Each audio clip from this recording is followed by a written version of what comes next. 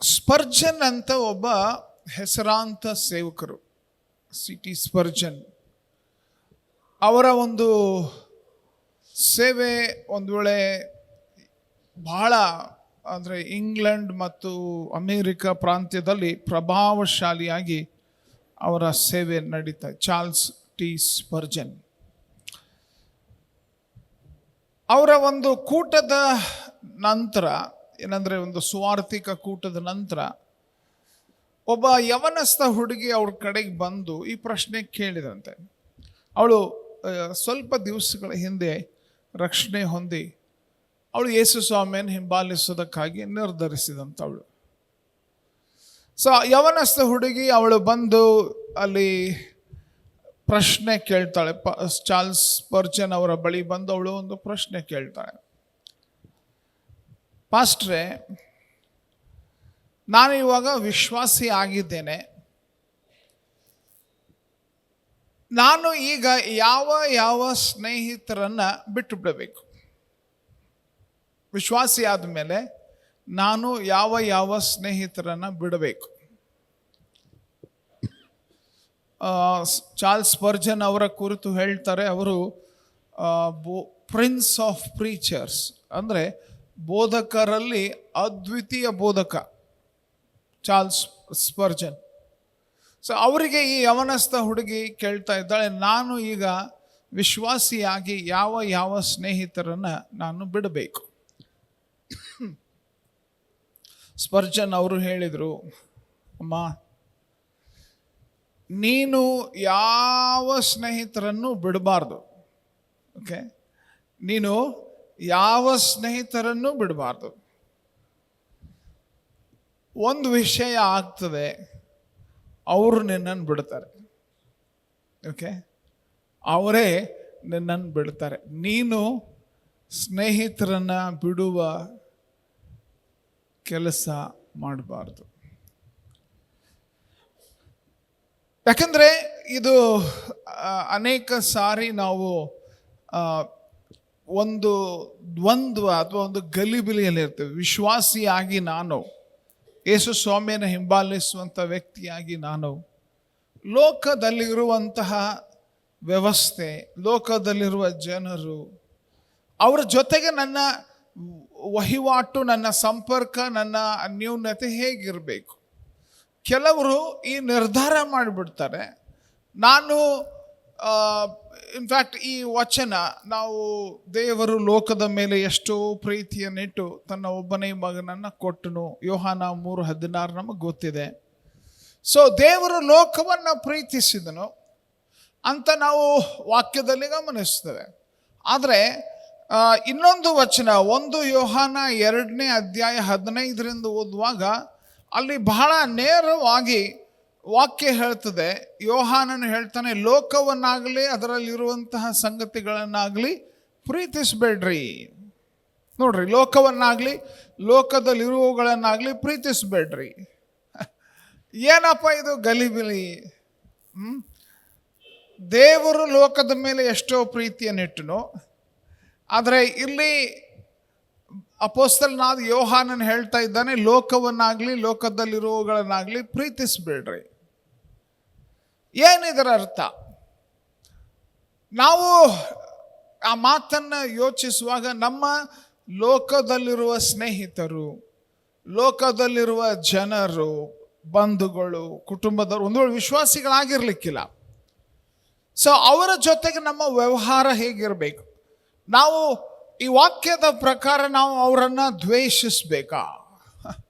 ಅವರನ್ನು ನಾವು ಅವರಿಂದ ದೂರವಾಗಬೇಕಾ?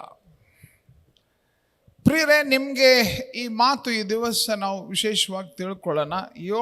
ಅಪೊಸ್ತಲನಾದ ಯೋಹಾನ ಇಲ್ಲಿ ಹೇಳ್ತಾ ಇರುವಂಥದ್ದು, ನಾವು ಲೋಕವನ್ನಾಗಲಿ ಲೋಕದಲ್ಲಿರುವುಗಳನ್ನಾಗಲಿ ಪ್ರೀತಿಸಬೇಡ್ರಿ ಅಂತ ಹೇಳ್ತಾ ಇರುವಾಗ ಅವನು ಲೌಕಿಕ ವಿಷಯಗಳು, ಇನ್ಫ್ಯಾಕ್ಟ್ ಮುಂದೆ ಆ ವಚನ ಹೀಗೆ ಹೇಳ್ತದೆ, ಕಣ್ಣಿನ ಆಸೆ, ಶರೀರದ ಆಸೆ, ಬದುಕು ಬಾಳಿನ ಡಂಬ,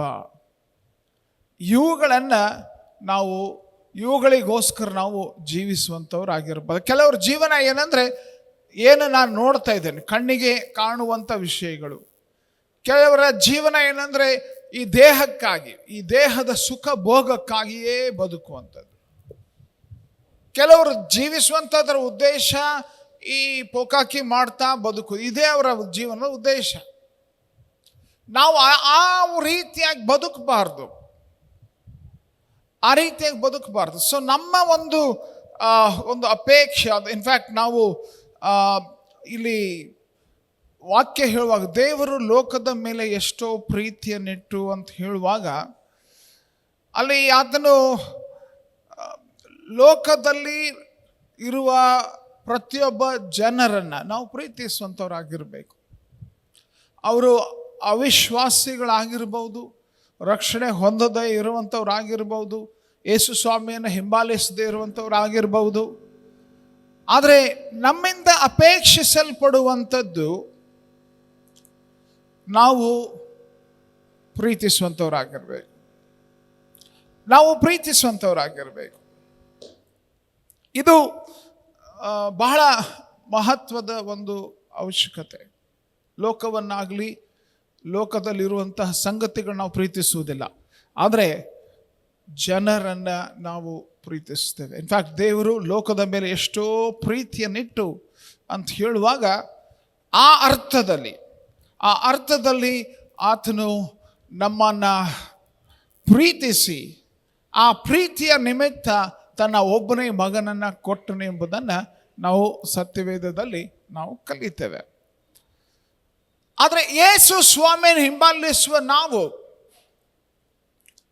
ನಮಗೆ ಕೊಡಲ್ಪಟ್ಟಿರುವ ಆಜ್ಞೆ ಏನಪ್ಪ ಅಂತಂದರೆ, ನಾವು ಸಹ ಆತನಂತೆ ಕಳುಹಿಸಲ್ಪಟ್ಟಿದ್ದೇವೆ. ಈ ಯೋಹಾನ 20:21 ಯೇಸು ಸ್ವಾಮಿ ಹೇಳ್ತಾರೆ, ತಂದೆ ನನ್ನನ್ನು ಕಳುಹಿಸಿಕೊಟ್ಟ ಹಾಗೆಯೇ ನಾನು ನಿಮ್ಮನ್ನು ಕಳುಹಿಸಿಕೊಡ್ತೇನೆ. ಸೊ ಯಾವ ರೀತಿಯಾಗಿ ಪರಲೋಕದ ದೇವರು ನಮ್ಮನ್ನು ಪ್ರೀತಿಸಿ ಈ ಭ್ರಷ್ಟತೆಯನ್ನು ಪ್ರೀತಿಸಲಿಲ್ಲ, ಪಾಪವನ್ನು ಪ್ರೀತಿಸಲಿಲ್ಲ, ಇಲ್ಲಿ ಲೌಕಿಕತೆಯನ್ನು ಪ್ರೀತಿಸಲಿಲ್ಲ, ಆತನು ನಮ್ಮ ಒಬ್ಬೊಬ್ಬರನ್ನು ಪ್ರೀತಿಸಿ ನಮಗಾಗಿ ತನ್ನ ಮಗನನ್ನು ಆತನು ಕಳುಹಿಸಿ ಕೊಟ್ಟನು. ಹಾಗೆ ಯೇಸು ಸ್ವಾಮಿ ಹೇಳ್ತಾರೆ ಯೋಹಾನ 20:21 ಏನಂತ, ತಂದೆ ನನ್ನನ್ನು ಕಳುಹಿಸಿ ಕೊಟ್ಟಂತೆಯೇ ನಾನು ನಿಮ್ಮನ್ನು ಕಳುಹಿಸಿಕೊಡುತ್ತೇನೆ.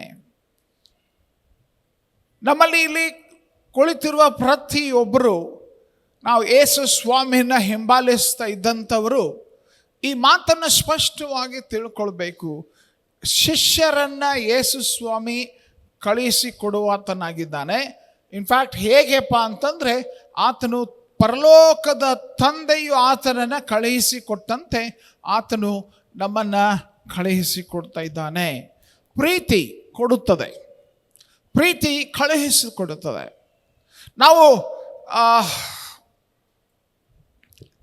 ವಿಶೇಷವಾಗಿ ದಿವಸ ಈ ಲೋಕವನ್ನು ನಾವು ಯಾವ ರೀತಿಯಾಗಿ ಪ್ರೀತಿಸಬೇಕು ಅಂತ ಒಂದು ವೇಳೆ ದೇವರು ತಾನೇ ಪ್ರೀತಿಸಿ ಮಾಡಿದ ಕಾರ್ಯಗಳನ್ನು ಗಮನಿಸಿ, ದೇವರು ನಮ್ಮನ್ನು ಪ್ರೀತಿಸಿ ನಮಗೋಸ್ಕರ ಆತನು ಮಾಡಿದ ಸಂಗತಿಗಳನ್ನು ನಾವು ಗಮನಿಸಿ ನಾವು ಸಹ ಅದೇ ರೀತಿಯಾಗಿ ಪ್ರೀತಿಸುವವರಾಗುವುದಕ್ಕೆ ಆತ ನಮ್ಮನ್ನು ಆಮಂತ್ರಿಸ್ತಾ ಇದ್ದಾನೆ. ಸೊ ಅದನ್ನು ನಾವು ಕಲಿಯೋಣ. ಈ ದಿವಸ ನಾವು ಲೋಕದಲ್ಲಿ ಇರುವಾಗ, ನಾವು ಸ್ಪರ್ಜನ್ ಅವರಿಗೆ ಆ ಹುಡುಗಿ ಕೇಳಿದಂತೆ ಇನ್ನು ಮುಂದೆ ನಾನು ಯಾವ ಸ್ನೇಹಿತರನ್ನು ಬಿಡಬೇಕು, ಯೇಸು ಸ್ವಾಮಿಯನ್ನು ಪ್ರೀತಿಸ್ತಾ ಇರಬೇಕು, ಯೇಸು ಸ್ವಾಮಿಯನ್ನು ಹಿಂಬಾಲಿಸ್ತಾ ಇರಬೇಕು. ಏನಾಗುತ್ತೆ ಗೊತ್ತಾ, ಯಾರ್ಯಾರು ನಿನ್ನ ಜೀವಿತದಿಂದ ಅಲ್ಲಿ ಪ್ರಭಾವಿತರಾಗ್ತಾರೆ ಅವ್ರು ನಿನ್ನ ಜೊತೆಗೆ ಉಳಿತಾರೆ. ಯಾರು ನಿನ್ನ ಜೀವಿತದಿಂದ ಪ್ರಭಾವಕ್ಕೆ ಒಳಗಾಗುವುದಿಲ್ಲ ಅವರು ನಮ್ಮನ್ನು ದ್ವೇಷಿಸ್ತಾರೆ. ನೀನು ಉದ್ದೇಶಪೂರ್ವಕವಾಗಿ ನಾನಿವಾಗ ವಿಶ್ವಾಸಿಯಾಗಿದ್ದೇನೆ, ನೀನು ಅವಿಶ್ವಾಸಿ, ನೀನು ರಕ್ಷಣೆ ಹೊಂದಿಲ್ಲ, ನೀನು ನನಗೆ ಬೇಕಾಗಿಲ್ಲ ಅನ್ನುವಂಥ ಆ ರೀತಿಯಾದ ಕಾರ್ಯ ಅದು ಪ್ರೀತಿಯಲ್ಲ. ಗಮನಿಸ್ರಿ, ದೇವರು ಲೋಕವನ್ನು ಪ್ರೀತಿಸಿ ಯಾವ ರೀತಿಯಾಗಿ ಆತನು ಕಾರ್ಯ ಮಾಡಿದನು. ಮೊದಲನೆಯ ಮಹತ್ವದ ಹಂತ, ಬಹಳ ವಿಶೇಷವಾದ ಕೆಲಸ, ಫಸ್ಟ್ ಕೆಲಸ, ದೇವರು ಲೋಕದ ಮೇಲೆ ಪ್ರೀತಿಸಿ ಮೊದಲನೆಯದಾಗಿ ಆತನು ಮಾಡಿದ್ದು ಶರೀರಧಾರಿಯಾಗಿ ಬಂದು ಮನುಷ್ಯರ ಮಧ್ಯದಲ್ಲಿ ವಾಸಿಸಿದನು. ಹಲ್ಲೆಲೂಯ. ಶರೀರಧಾರಿಯಾಗಿ ಬಂದು ಮನುಷ್ಯರ ಮಧ್ಯದಲ್ಲಿ ವಾಸಿಸಿದನು. ಇನ್ಫ್ಯಾಕ್ಟ್ ನಾವು ಯಾರು ಬಂದು ನಮ್ಮ ಮಧ್ಯದಲ್ಲಿ ನೆಲೆಸಿದರು ಅಂತ ಪ್ರಶ್ನೆ ಹಾಕುವಾಗ ಅದಕ್ಕೆ ಬಹಳ ನಾವು ಪರಿಶೀಲಿಸಿ ಯೋಚಿಸುವಾಗ ನಾವು ನೆನ್ಪಿಟ್ಕೊಳ್ಬೇಕು, ನಾವು ಆರಾಧಿಸುವಂತಹ ದೇವರು, ನಾವು ಸ್ತುತಿಸಿ ಕೊಂಡಾಡುವಂಥ ದೇವರು, ನಾವು ಹಿಂಬಾಲಿಸುವಂತಹ ದೇವರು. ಆದಿಕಾಂಡ 1:1 ಹೇಳ್ತದೆ, ಆತನೇ ಈ ಲೋಕವನ್ನು ಸೃಷ್ಟಿ ಮಾಡಿದನು. ಆದಿಯಲ್ಲಿ ದೇವರು ಆಕಾಶವನ್ನು ಭೂಮಿಯನ್ನು ಉಂಟು ಮಾಡಿದನು. ದೇವರು ಸೃಷ್ಟಿ ಮಾಡಿದ್ದು. ಆ ದೇವರನ್ನು ನಾವು ಆರಾಧಿಸ್ತೇವೆ, ಆ ದೇವರನ್ನು ನಾವು ಹಿಂಬಾಲಿಸುತ್ತೇವೆ. 2 ಪೂರ್ವಕಾಲ ವೃತ್ತಾಂತ 2ನೇ ಅಧ್ಯಾಯ 6ನೇ ವಚನದಲ್ಲಿ ಅಲ್ಲಿ ದೇವಾಲಯ ಕಟ್ಟುವುದರ ಕುರಿತು ಬಂದಂಥ ಪ್ರಶ್ನೆಗೆ ಸೊಲೊಮೋನನ ಒಂದು ಸವಾಲು, ಸೊಲೊಮೋನನಲ್ಲಿ ಕಾಡಿದಂಥ ಪ್ರಶ್ನೆ ಏನಂತ, ಅಲ್ಲಿ ಆಕಾಶವು, ಉನ್ನತೋನ್ನತವಾದ ಆಕಾಶವು ಆತನ ವಾಸಕ್ಕೆ ಸಾಲದಿರುವಲ್ಲಿ, ಇಡೀ ಆಕಾಶ ಆತನ ಸಾನ್ನಿಧ್ಯದೊಂದು ತುಂಬಿದ ಅಷ್ಟೇ ಅಲ್ಲ, ಅದು ಸಾಲುವುದಿಲ್ಲ ಅಂತ ಹೇಳ್ತಾನೆ. ಓಕೆ, ಅಲ್ಲಿ ನಾವು ಈ ಒಂದು 2ನೇ ಅಧ್ಯಾಯದ 6ನೇ ವಚನ, ಸೊ ಇಲ್ಲಿ ಗಮನಿಸ್ರಿ, 2ನೇ ಅಧ್ಯಾಯದ 6ನೇ ವಚನ, ಅಲ್ಲಿ ಸೊಲೊಮೋನನು ಈ ಅರಿಕೆ ಮಾಡ್ತಾನೆ, ನಿನ್ನನ್ನು ನಾವು ಸ್ವಾಮಿ, ನಿನ್ನನ್ನು ಎಂಥ ಆಲಯ ಕಟ್ಟೋಣಪ್ಪ, ಆಕಾಶವು, ಉನ್ನತೋನ್ನತವಾದ ಆಕಾಶವು ಆತನ ವಾಸಕ್ಕೆ ಸಾಲದಿರುವಲ್ಲಿ ಆತನಿಗೋಸ್ಕರ ಆಲಯವನ್ನು ಕಟ್ಟುವುದಕ್ಕೆ ಶಕ್ತರಾರು. ನಾವು ಒಂದು ನಿಗದಿತ ಸಣ್ಣ ಸ್ಥಳದಲ್ಲಿ ಸಾಮ್ರಾಜ್ಯ ಸ್ಥಾಪಿಸುವ ದೇವರನ್ನ ಇಲ್ಲಿ ಆರಾಧಿಸ್ತಾ ಇಲ್ಲ, ಇಲ್ಲಿ ಹಿಂಬಾಲಿಸ್ತಾ ಇಲ್ಲ. ನಾವು ಆರಾಧಿಸುವ ದೇವರನ್ನ ಇಡೀ ವಿಶ್ವ, ಇಡೀ ಜಗತ್ತು ಕೂಡ ಅದನ್ನ ಕೂಡಿಟ್ಟುಕೊಳ್ಳುವುದಕ್ಕೆ ಸಾಧ್ಯವಿಲ್ಲ ಅಂತ ಸೊಲೊಮೋನನು ಅರಿಕೆ ಮಾಡ್ತಾ ಇದ್ದಾನೆ. ಆ ದೇವರು ಮತ್ತಾಯ 1ನೇ ಅಧ್ಯಾಯ 20ರಿಂದ ಓದುವಾಗ ಬಹಳ ವಿಶೇಷವಾದ ಸತ್ಯ ನಾವಲ್ಲಿ ಗಮನಿಸ್ತೇವೆ. ಯೋಸೇಫನು ಮರಿಯಳನ್ನು ಬಿಟ್ಟು ಬಿಡಬೇಕಂತ ಯೋಚಿಸ್ತಾ ಇದ್ದಂಥ ಸಮಯದಲ್ಲಿ ಆ ದೇವದೂತನು ಬಂದಲ್ಲಿ ತಿಳಿಸ್ತಾನೆ, ಎಲ್ಲ ಯೋಸೇಫನೇ, ದಾವೀದನ ವಂಶದವನೇ, ನಿನ್ನ ಹೆಂಡತಿಯಾದ ಮರಿಯಳನ್ನು ಸೇರಿಸಿಕೊಳ್ಳುವುದಕ್ಕೆ ಅಂಜಬೇಡ. ಆಕೆಯ ಗರ್ಭವು ಪವಿತ್ರಾತ್ಮದಿಂದಲೇ ಆದದ್ದು. ಆಕೆಯೊಬ್ಬ ಮಗನನ್ನು ಹಡೆಯೋಳು, ನೀನು ಆತನಿಗೆ ಯೇಸು ಎಂದು ಹೆಸರಿಡಬೇಕು, ಯಾಕಂದರೆ ಆತನೇ ತನ್ನ ಜನರನ್ನ ಪಾಪಗಳಿಂದ ಬಿಡಿಸಿ ಕಾಯುವನು ಅಂದನು. ಕರ್ತನ ಪ್ರವಾದಿಯ ಮುಖಾಂತರ ಹೇಳಿದ ಮಾತು ನೆರವೇರಿತು. ಇದೆಲ್ಲ ನಡೆಯುತ್ತಾ ಮಾತೇನೆಂದರೆ, ಇಗೋ, ಒಬ್ಬ ಕನ್ನಿಕೆಯು ಗರ್ಭಿಣಿಯಾಗಿ ಮಗನನ್ನು ಹಡೆಯುವಳು, ಆತನಿಗೆ ಏನಂತೆ? ಇಮ್ಯಾನ್ಯುವೇಲ್. ಅರ್ಥ ಏನು? ಇಮ್ಯಾನ್ಯುವೇಲ್ ಎಂದು ಹೆಸರಿಡುವರು ಎಂಬುದು ದೇವರು. ಓಕೆ, ವಿಶ್ವದ ಒಡೆಯನು, ಲೋಕವನ್ನು ನಿರ್ಮಿಸಿದಂತಹ ದೇವರು, ನಿನ್ನನ್ನು, ನನ್ನನ್ನು, ನಮ್ಮಲ್ಲಿ ಜೀವ ಶ್ವಾಸ ಕೊಟ್ಟಂತಹ ದೇವರು ಎಲ್ಲಿದ್ದಾನೆ?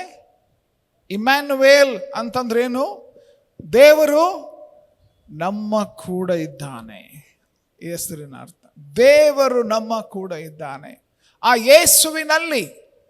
ಯೇಸುವಿನಲ್ಲಿ ಸೃಷ್ಟಿಕರ್ತನಾದ ದೇವರು ನಮ್ಮ ಮಧ್ಯದಲ್ಲಿ ಬಂದು ವಾಸಿಸಿದನು. ಈ ಒಂದು ಯೋಹಾನ 1ರಲ್ಲಿಯೂ ಕೂಡ 1ನೇ ಅಧ್ಯಾಯ 1ನೇ ವಚನ ಮತ್ತು ಈ ಒಂದು 14ನೇ ವಚನ ನಾವು ಓದುವಾಗ ಅದೇ ಹೇಳ್ತದೆ, ಆದಿಯಲ್ಲಿ ವಾಕ್ಯವಿತ್ತು, ಆ ವಾಕ್ಯವು ದೇವರ ಬಳಿಯಲ್ಲಿತ್ತು, ಆ ವಾಕ್ಯವು ದೇವರಾಗಿತ್ತು, ಆ ವಾಕ್ಯವು ದೇವರಾಗಿತ್ತು. ಆ ವಾಕ್ಯವೆಂಬವನು ಆದಿಯಲ್ಲಿ ದೇವರ ಬಳಿಯಲ್ಲಿ ಇದ್ದನು.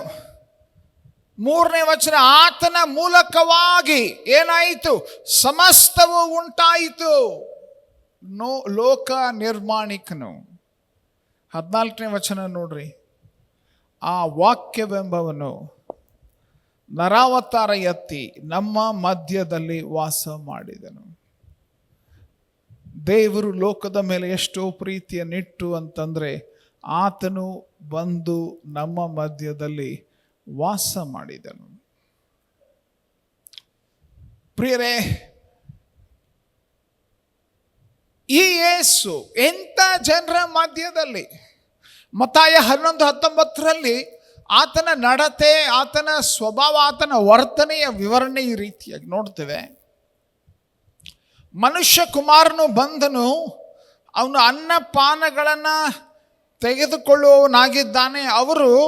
ಇವನು ಹೊಟ್ಟೆ ಬಾಕನು, ಕುಡುಕರನು, ಭ್ರಷ್ಟರ ಮತ್ತು ಪಾಪಿಗಳ ಗೆಳೆಯನು ಅನ್ನುತ್ತಾರೆ. ಆದರೆ ಜ್ಞಾನವು ತನ್ನ ಕೆಲಸಗಳಿಂದ ಜ್ಞಾನವೇ ಎಂದು ಗೊತ್ತಾಗುವುದು ಅಂದನು.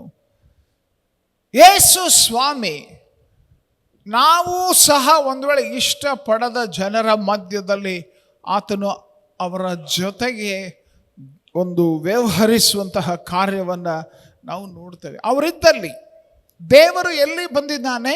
ಮನುಷ್ಯನು ಇರುವ ಸ್ಥಳಕ್ಕೆ ಬಂದಿದ್ದಾನೆ. Hallelujah, hallelujah. ಎಲ್ಲಿ? ಆತನ ಇರುವ ಸ್ಥಳಕ್ಕೆ ನಮ್ಮನ್ಗೆ ಬಾ ಅನ್ನುವುದಕ್ಕಿಂತ ನಾವಿರುವ ಸ್ಥಳಕ್ಕೆ, ದಯವಿಟ್ಟು ಗಮನಿಸ್ರಿ, ನಾವಿರುವ ಸ್ಥಳಕ್ಕೆ, ಮನುಷ್ಯನಿರುವ ಸ್ಥಳಕ್ಕೆ, ಆ ಮನುಷ್ಯನ ಎಲ್ಲ ಒಂದೊಂದು ಏನಂತಾರೆ ಅವ್ಯವಸ್ಥೆ, ಆ ಮನುಷ್ಯನ ಎಲ್ಲ ಒಂದು ಹೊಲಸು, ಇವುಗಳ ಮಧ್ಯದಲ್ಲಿ ಇಂತಹ ಪಾಪಮಯ ಜಗತ್ತಿಗೆ ಆತನು ಅವರ ಮಧ್ಯದಲ್ಲಿ ಬಂದಿದ್ದಾನೆ. ಅವರ ಮನೆಗಳಿಗೆ ಹೋದನು. ಆತನು ಅಲ್ಲಿ ಅನೇಕರ ಮನೆಗಳಿಗೆ ಹೋದನು. ಜಕ್ಕಾಯಿನ ಮನೆಗೆ ಹೋದನು, ಪೇತ್ರನ ಅತ್ತೆಯ ಮನೆಗೆ ಹೋದನು, ಮರಿಯಳು, ಮಾರ್ತಳು, ಲಾಸರನು ಅವರ ಮನೆಗಳಿಗೆ ಹೋದನು.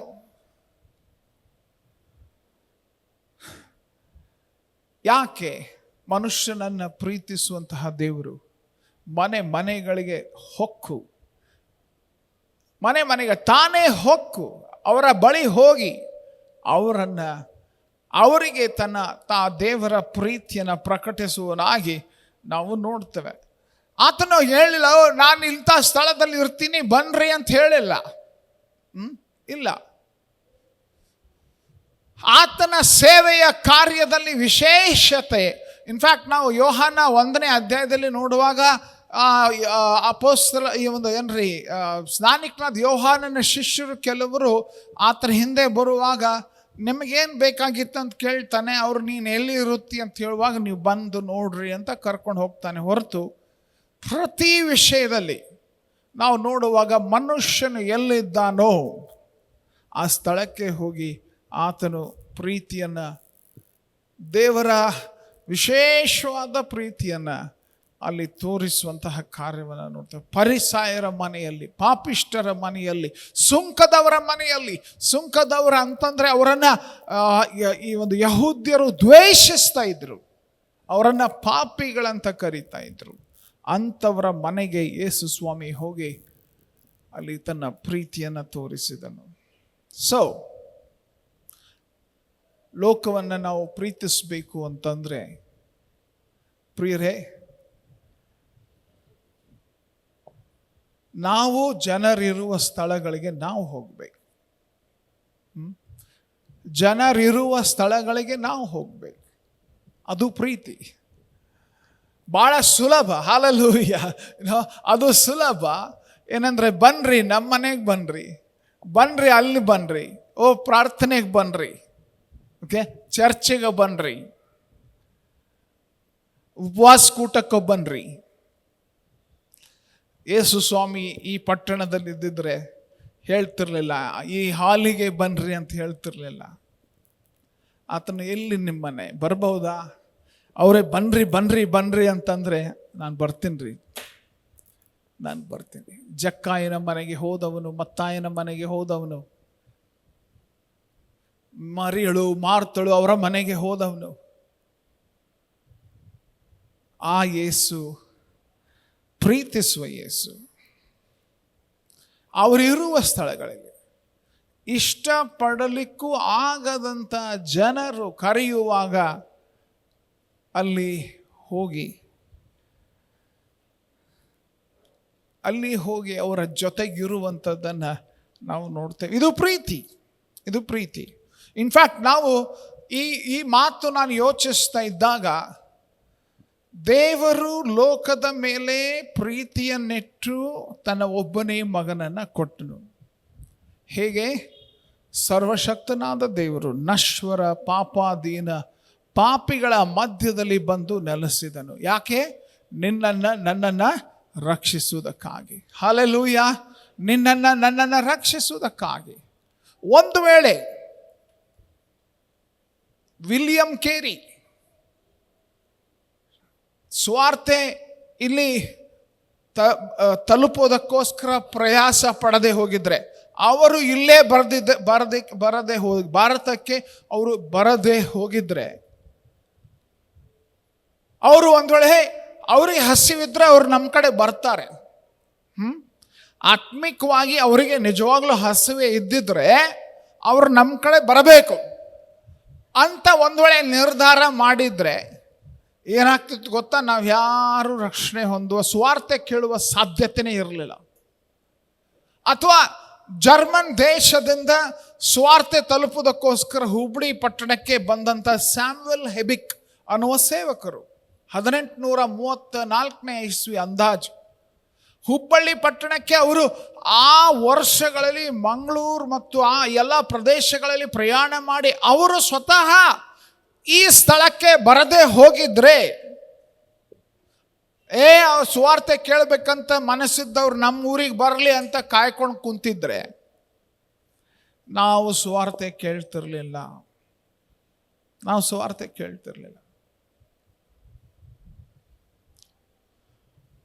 ಇನ್ಫ್ಯಾಕ್ಟ್ ಹುಬ್ಬಳ್ಳಿ ಪಟ್ಟಣಕ್ಕೆ ಪಂಚಾಶತಮ ಶುಭ ಸಂದೇಶವನ್ನು ತಂದಂಥ ಪಾಸ್ಟರ್ ವಿಜೆ ಅಬ್ರಹಾಂ ಅಂತ ಹೇಳಿ, ಅವರು ಕೇರಳದವರು. ಅವರು ಸಹ ಇವ್ರಿಗೆ ಪರಿಶುದ್ಧಾತ್ಮ ಭರಿತತೆಯ ಜೀವಿತದಲ್ಲಿ ಜೀವಿಸಬೇಕಾಗಿದ್ದರೆ ಅವ್ರು ನಮ್ಮ ಊರಿಗೆ ಬರಲಿ ಅಂತ ಕೂತ್ಕೊಂಡಿದ್ರೆ ನಾವಿನ್ನು ಈ ರೀತಿಯಾಗಿ ಆಗುವಂತಹ ಸಾಧ್ಯತೆ ಇರಲಿಲ್ಲ. ಪ್ರಿಯರೇ, ವಿ ಎ ವರ್ಗೀಸ್ ಅನ್ನುವ ಸೇವಕರು ಕೂಡ ಹುಬ್ಬಳ್ಳಿ ಪಟ್ಟಣದಲ್ಲಿ ಅಸೆಂಬ್ಲೀಸ್ ಆಫ್ ಗಾಡ್ ಸೇವೆಯನ್ನು ಆರಂಭಿಸುವಂಥ ಕಾರ್ಯದಲ್ಲಿ ಅವರು ತಮ್ಮ ಊರಿನಲ್ಲೇ ಉಳ್ಕೊಂಡು ಬಿಟ್ಟಿದ್ರೆ ಈ ಸ್ಥಳಗಳಿಗೆ ಸುವಾರ್ತೆ ತಲುಪುವ ಸಾಧ್ಯತೆ ಇರಲಿಲ್ಲ. ನನ್ನ ಪ್ರಶ್ನೆ ಇದು, ಪ್ರೀತಿ ಎಲ್ಲಿ ಇರ್ತದೋ ಅಲ್ಲಿ ತ್ಯಾಗ ಇರ್ತದೆ. ನೆನ್ಪಿಟ್ಕೊಳ್ಳಿ ಅದು. ನಾವು ಜನರನ್ನು ಪ್ರೀತಿಸುವಾಗ, ನಮ್ಮ ಜನರನ್ನು, ನಮ್ಮ ಜನಾಂಗಗಳನ್ನು, ನಮ್ಮ ಬಂಧುಗಳನ್ನು, ನಮ್ಮ ಸಹವಾಸದಲ್ಲಿರುವ ಜನರನ್ನು ನಾವು ನಿಜವಾಗ್ಲೂ ಪ್ರೀತಿಸುವರಾಗಿದ್ದರೆ ನಾವು ಆಸಕ್ತಿ ವಹಿಸಿ ಅವರ ಬಳಿ ಸುವಾರ್ತೆ ತಲುಪುವುದಕ್ಕೆ ನಾವು ಹೋಗ್ತೇವೆ. ಅದಕ್ಕೆ ಯೇಸು ಸ್ವಾಮಿಯ ಸೇವೆಯ ಮಹಾ ಆಜ್ಞೆ ಮತ್ತಾಯ 28:19-20 ಏನು ಹೇಳ್ತದೆ? ನೆನಪಿದೆಯಲ್ಲ? ಏನಂತ ಹೇಳ್ತದ್ರಿ? ಎಲ್ಲರನ್ನ ಕೂಡಿಸ್ರಿ ಅಂತ ಹೇಳ್ತದ? ಅಥವಾ ಆದುದರಿಂದ ನೀವು ಎಲ್ಲರನ್ನ ಕೂಡಿಸ್ರಿ ಅಂತ ಹೇಳ್ತದ? ಆದುದರಿಂದ ನೀವು ಹೊರಟು ಹೋಗ್ರಿ. ನಾವು ನಮ್ಮ ಜನರನ್ನು ಪ್ರೀತಿಸುವುದಾದರೆ ಪ್ರತಿ ವಾರ್ಡ್ಗೆ ಹೋಗ್ತೇವೆ, ಪ್ರತಿ ಹಳ್ಳಿಗೆ ಹೋಗ್ತೇವೆ, ಪ್ರತಿ ಜನಾಂಗಗಳಿಗೆ ಹೋಗ್ತೇವೆ. ನಾವು ದೇವರ ಪ್ರತಿನಿಧಿಗಳಾಗಿ, ದೇವರನ್ನು ಪ್ರೀತಿಸುವವರಾಗಿ, ಆ ಪ್ರೀತಿಯಲ್ಲಿ ನಾವು ನೆಲೆಸುವಂಥವರಾಗಿದ್ದರೆ ನಮ್ಮ ಜನಾಂಗಗಳ ಬಳಿ ನಾವು ಪ್ರೀತಿಯಿಂದ ಹೋಗಿ ಸುವಾರ್ತೆ ತಲುಪುವುದಕ್ಕೋಸ್ಕರ ನಾವು ಪ್ರಯಾಸ ಪಡ್ತೇವೆ. ಅವರಿರುವ ಸ್ಥಳಕ್ಕೆ ಪ್ರೀತಿ ಏನು ಮಾಡ್ತದೆ? ನಿಜವಾದ ಪ್ರೀತಿ ಏನು ಗೊತ್ತಾ? ಅಸಾಧ್ಯವಾದ ಸಂಗತಿಗಳನ್ನು ಮಾಡ್ತದೆ. ಮಹಾನಂದಿಯ PK ಮಹಾನಂದಿಯ ಅಂತ ಒಬ್ಬ ಕಲಾಕಾರ, ಅವನ ಕತೆ ಕೇಳ್ರಿ. 1975ನೇ ಇಸ್ವಿಯಲ್ಲಿ PK ಮಹಾನಂದಿಯ ಅವನು ಒಬ್ಬ ಬಡ ಪೇಂಟರ್, ಆರ್ಟಿಸ್ಟ್. ಆದರೆ ಏನಾಯ್ತಪ್ಪ ಅಂದರೆ ದಿಲ್ಲಿ ಪಟ್ಟಣಕ್ಕೆ ವಿಸಿಟರ್ ಆಗಿ ಬಂದಿದ್ದಂತಹ ಶಾರ್ಲಟ್ ವಾನ್ ಸ್ವೆಡಿನ್ ಅನ್ನುವಂಥ ಸ್ವೀಡನ್ ದೇಶದ ರಾಜ ಮನೆತನದ ಒಬ್ಬ ಹುಡುಗಿ, ಅವಳು ಟೂರಿಸ್ಟ್ ಆಗಿ ಬಂದಿದ್ದಾಳೆ. ರಾಜ ಮನೆತನದ ಹುಡುಗಿ. 1975 ಇಸ್ವಿ PK ಮಹಾನಂದಿಯ ಅವನ ಈ ಒಂದು ಕಲೆಯನ್ನು ಏನಂತಾರೆ ಅವಳು ಆಸಕ್ತಿಯಿಂದ ಅವಳು ಗಮನಿಸಿದಳು, ಅವಳ ಇಷ್ಟವಾಯಿತು. ಬಟ್ ಆ ಒಂದು ಕಲೆಯ ಪ್ರೀತಿಯ ಜೊತೆಗೆ ನಿಧಾನವಾಗಿ ಅವಳು ಭಾರತವನ್ನು ಬಿಟ್ಟು ಹೋಗುವಷ್ಟರೊಳಗೆ ಅವರಿಬ್ಬರ ಮಧ್ಯದಲ್ಲಿ ಶಾರ್ಲೆಟ್ ವಾನ್ ಸ್ವೆಡೆನ್ ಮತ್ತು ಮಹಾನಂದಿಯ ಇಬ್ಬರ ಮಧ್ಯದಲ್ಲಿ ಪ್ರೀತಿ ಅಂಕುರವಾಯಿತು. ಅವಳು ನೋಡಿದರೆ ರಾಜಮನೆತನ, ಇವನು ನೋಡಿದರೆ ಬೀದಿಯ ಪೇಂಟರ್. ಓಕೆ, ಪ್ರೀತಿ. ಈ ಪ್ರೀತಿಯ ಸಾಮರ್ಥ್ಯ ಏನು ಮಾಡಿದ ಇವನು? ಮಹಾನಂದಿಯ ಒರಿಸ್ಸಾ ಮೂಲದ ಈ ಮನುಷ್ಯ ತನ್ನ ಇರುವ ವಸ್ತುಗಳನ್ನೆಲ್ಲ ಮಾರಿಬಿಟ್ಟು, ಓಕೆ, ಒಂದು ಈ ಸೈಕಲ್ ತೋರಿಸಿದ್ರಲ್ಲ, ಸೈಕಲ್ ಪಿಕ್ಚರ್, ಆ ಸೈಕಲ್ ಖರೀದಿ ಮಾಡಿದ. ಸೆಕೆಂಡ್ ಹ್ಯಾಂಡ್ ಸೈಕಲ್ ಇದು. ಸೆಕೆಂಡ್ ಹ್ಯಾಂಡ್ ಸೈಕಲ್ ಖರೀದಿ ಮಾಡಿ ಅವನು ಸ್ವೀಡನ್ ದೇಶದಲ್ಲಿರೋ ಶಾರ್ಲಟ್ನ ಭೇಟಿಯಾಗೋದಕ್ಕೋಸ್ಕರ ಸೈಕಲ್ ಮೇಲೆ ಪ್ರಯಾಣ ಆರಂಭ ಮಾಡಿಬಿಟ್ಟ.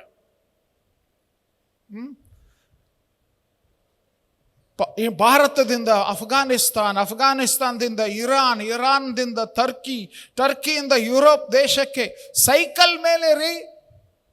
ಆ ಹುಡುಗಿನ ಶಾರ್ಲಟ್ ನಾನು ಎಷ್ಟು ಪ್ರೀತಿಸ್ತೇನಂತಂದರೆ ಯಾವ ದೇಶಗಳ ಏನಂತಾರೆ ಅಡ್ಡ ಗೋಡೆಗಳು ಕೂಡ ನನ್ನ ನಿಲ್ಲಿಸ್ಲಿಕ್ಕೆ ಸಾಧ್ಯವಿಲ್ಲ. ನಾನು ಪ್ರೀತಿಸುವ ಹುಡುಗಿಯ ಬಳಿ ನಾನು ಹೋಗಲೇಬೇಕು. 4 ತಿಂಗಳು 3 ವಾರ ಸೈಕಲ್ ಮೇಲೆ ಪ್ರಯಾಣ ಮಾಡಿ ಅಂತಿಮವಾಗಿ ಸ್ವೀಡನ್ ದೇಶದಲ್ಲಿ ಹೋಗಿ ಮುಟ್ತಾನೆ. ಯಾಕೆ ಏನು ಅಂತಂದರೆ, ನಾನು ಶಾರ್ಲಟ್ನನ್ನು ಪ್ರೀತಿಸ್ತೇನೆ. ವಾ ವಾ ವಾ ವಾ ವಾ ಅವಳು ಎಲ್ಲಿದ್ದಾಳೋ ಅಲ್ಲಿ ನಾನು ಇರ್ತೇನೆ. ಎನಿವೆ, ಅವನು ಗೋಥೆನ್ಬರ್ಗ್ ಸ್ವೀಡನ್, ಅವರು ಮತ್ತೆ ಭೇಟಿಯಾದರು, ಮದುವೆ ಆದರು, ಇವು ಮಕ್ಕಳಾಗಿದ್ದಾರೆ. ಅವನು ಡಾಕ್ಟರೇಟ್ ಕೂಡ ಪಡೆದುಕೊಂಡು ವಿದ್ಯಾಭ್ಯಾಸ ಮಾಡಿ ಒಬ್ಬ ಬೀದಿಯ ಪೇಂಟರ್. ಅರೆ ವಾ, ನಾನು ಪ್ರೀತಿ ಮಾಡೋರು ಹಿಂಗೆ ಮಾಡ್ಬೇಕಂತ ಲವರ್ಸ್ಗೆ ಹೇಳಾಗತ್ತಿಲ್ಲ. ನಾನು ಹೇಳ್ತಾ ಇರುವಂಥದ್ದು ಇಲ್ಲಿ, ನಾವು ನಮ್ಮ ದೇಶವನ್ನು, ನಮ್ಮ ಜನರನ್ನು ಪ್ರೀತಿಸುವುದಾದರೆ ನಾವು ಅವರಿರುವ ಸ್ಥಳಕ್ಕೆ ಹೋಗ್ತೇವೆ, ಅವರಿರುವ ಮನೆಗಳಿಗೆ ಹೋಗ್ತೇವೆ, ಅವರಿರುವ ಆಸ್ಪತ್ರೆಗಳಿಗೆ ಹೋಗ್ತೇವೆ, ಅವರಿರುವ ಶಾಲೆ ಕಾಲೇಜುಗಳಿಗೆ ಹೋಗ್ತೇವೆ, ಅವರಿರುವ PG ಗಳಿಗೆ ಹೋಗ್ತೇವೆ. ಆ ಜನಾಂಗ ಇರುವ ಸ್ಥಳಗಳಿಗೆ ನಾವು ಹೋಗ್ತೇವೆ. ಯಾಕೆ? ನಾವು ಅವರನ್ನು ಪ್ರೀತಿಸ್ತಾ ಇದ್ದೇವೆ. ದೇವರು ಲೋಕದ ಮೇಲೆ ಎಷ್ಟೋ ಪ್ರೀತಿಯನ್ನಿಟ್ಟು ತನ್ನ ಒಬ್ಬನೇ ಮಗನನ್ನು ಕೊಟ್ಟನು. ಹಲ್ಲೆಲೂಯಾ. ಪ್ರೀತಿ ಏನು ಮಾಡ್ತದೆ? ಪ್ರೀತಿ ಕೆಲಸ ಮಾಡ್ತದೆ. ಶರೀರಧಾರಿಯಾಗಿ ಅವರಿರುವ ಸ್ಥಳಗಳಿಗೆ ಹೋಗಿ, ಬನ್ರಿ ನಮ್ಮ ಮನೆಗೆ ಬನ್ರಿ ಅಲ್ಲ ಅದು, ನಮ್ಮ ಚರ್ಚಿಗೆ ಬನ್ರಿ ಅಲ್ಲ ಅದು. ನಾವು ಚರ್ಚ್ ಕಟ್ಟುವಂಥದ್ದು ಕೆಲಸಕ್ಕಿಂತ ದೇವರ ರಾಜ್ಯ ಕಟ್ಟೋಣ. ಹಲ್ಲೆಲೂಯಾ. ದೇವರ ರಾಜ್ಯ ಕಟ್ಟೋಣ. ದೇವರ ರಾಜ್ಯವನ್ನು ಈ ಕಟ್ಟಡದಲ್ಲಿ ಕಂಪ್ಲೀಟಾಗಿ ಹಿಡಿದಿಟ್ಟುಕೊಳ್ಳುವುದಕ್ಕೆ ಸಾಧ್ಯವಿಲ್ಲ. ಅಷ್ಟೊಂದು ದೊಡ್ಡ ರಾಜ್ಯ ದೇವರ ರಾಜ್ಯ. ಹಲ್ಲೆಲೂಯಾ. ನಾವು ಜನರಿರುವ ಸ್ಥಳಗಳಿಗೆ ಸ್ವಾರ್ಥೆಯನ್ನು ತಲುಪುವುದಕ್ಕೋಸ್ಕರ, ದೇವರ ಪ್ರೀತಿಯನ್ನು ತಲುಪುವುದಕ್ಕೋಸ್ಕರ ಹೊರಟು ಹೋಗುವವರಾಗಿರಬೇಕು. ಇದು ನಾವು ಲೋಕವನ್ನು ಪ್ರೀತಿಸುವಂಥ ರೀತಿ. ಹಲ್ಲೆಲೂಯಾ. ಇನ್ನೊಂದು ವಿಧವಾಗಿ ಆತನು ಪ್ರೀತಿಸಿದನು. ಯಾವ ರೀತಿಯಾಗಿ? ನಿಸ್ವಾರ್ಥ ಸೇವೆ, ನಿಸ್ವಾರ್ಥವಾದ ಸೇವೆ. ಯೋಹಾನನ ಸುವಾರ್ತೆ 13ನೇ ಅಧ್ಯಾಯದೊಳಗೆ ನಾವು ನೋಡುವಾಗ ಅಲ್ಲಿ ಯೇಸು ಸ್ವಾಮಿ, ಗುರುವಾದ ಯೇಸು ಸ್ವಾಮಿ, ಅಲ್ಲಿ ಆತನು ಮಾಡಿದ ಕಾರ್ಯ, ಇನ್ಫ್ಯಾಕ್ಟ್ ನಾವು ಸಮಯದ ಅಭಾವದ ನಿಮಿತ್ತ ಒಂದು ವೇಳೆ 3ನೇ ವಚನದಿಂದ ನಾವು ನೋಡುವಾಗ, ಯೇಸು ತನ್ನ ಕೈಯಲ್ಲಿ ತಂದೆ ಎಲ್ಲವನ್ನ ಕೊಟ್ಟಿದ್ದಾನೆಂತಲೂ, ತಾನು ದೇವರ ಬಳಿಯಿಂದ ಹೊರಟು ಬಂದದ್ದು ಮತ್ತೆ ದೇವರ ಬಳಿಗೆ ಹೋಗುತ್ತೇನೆಂತಲೂ ತಿಳ್ಕೊಂಡವನಾಗಿ, ಗಮನಿಸ್ರಿ, ಯೇಸು ತನ್ನ ಕೈಯಲ್ಲಿ ತಂದೆ ಎಲ್ಲವನ್ನ ಕೊಟ್ಟಿದ್ದಾನೆಂತ ತಾನು ದೇವರ ಬಳಿಯಿಂದ ಹೊರಟು ಬಂದಿದ್ದು ಮತ್ತು ದೇವರ ಬಳಿಗೆ ಹೋಗುತ್ತೇನೆ ಅಂತ ತಿಳಿದುಕೊಂಡವನಾಗಿ ಏನು ಮಾಡ್ತಾನೆ?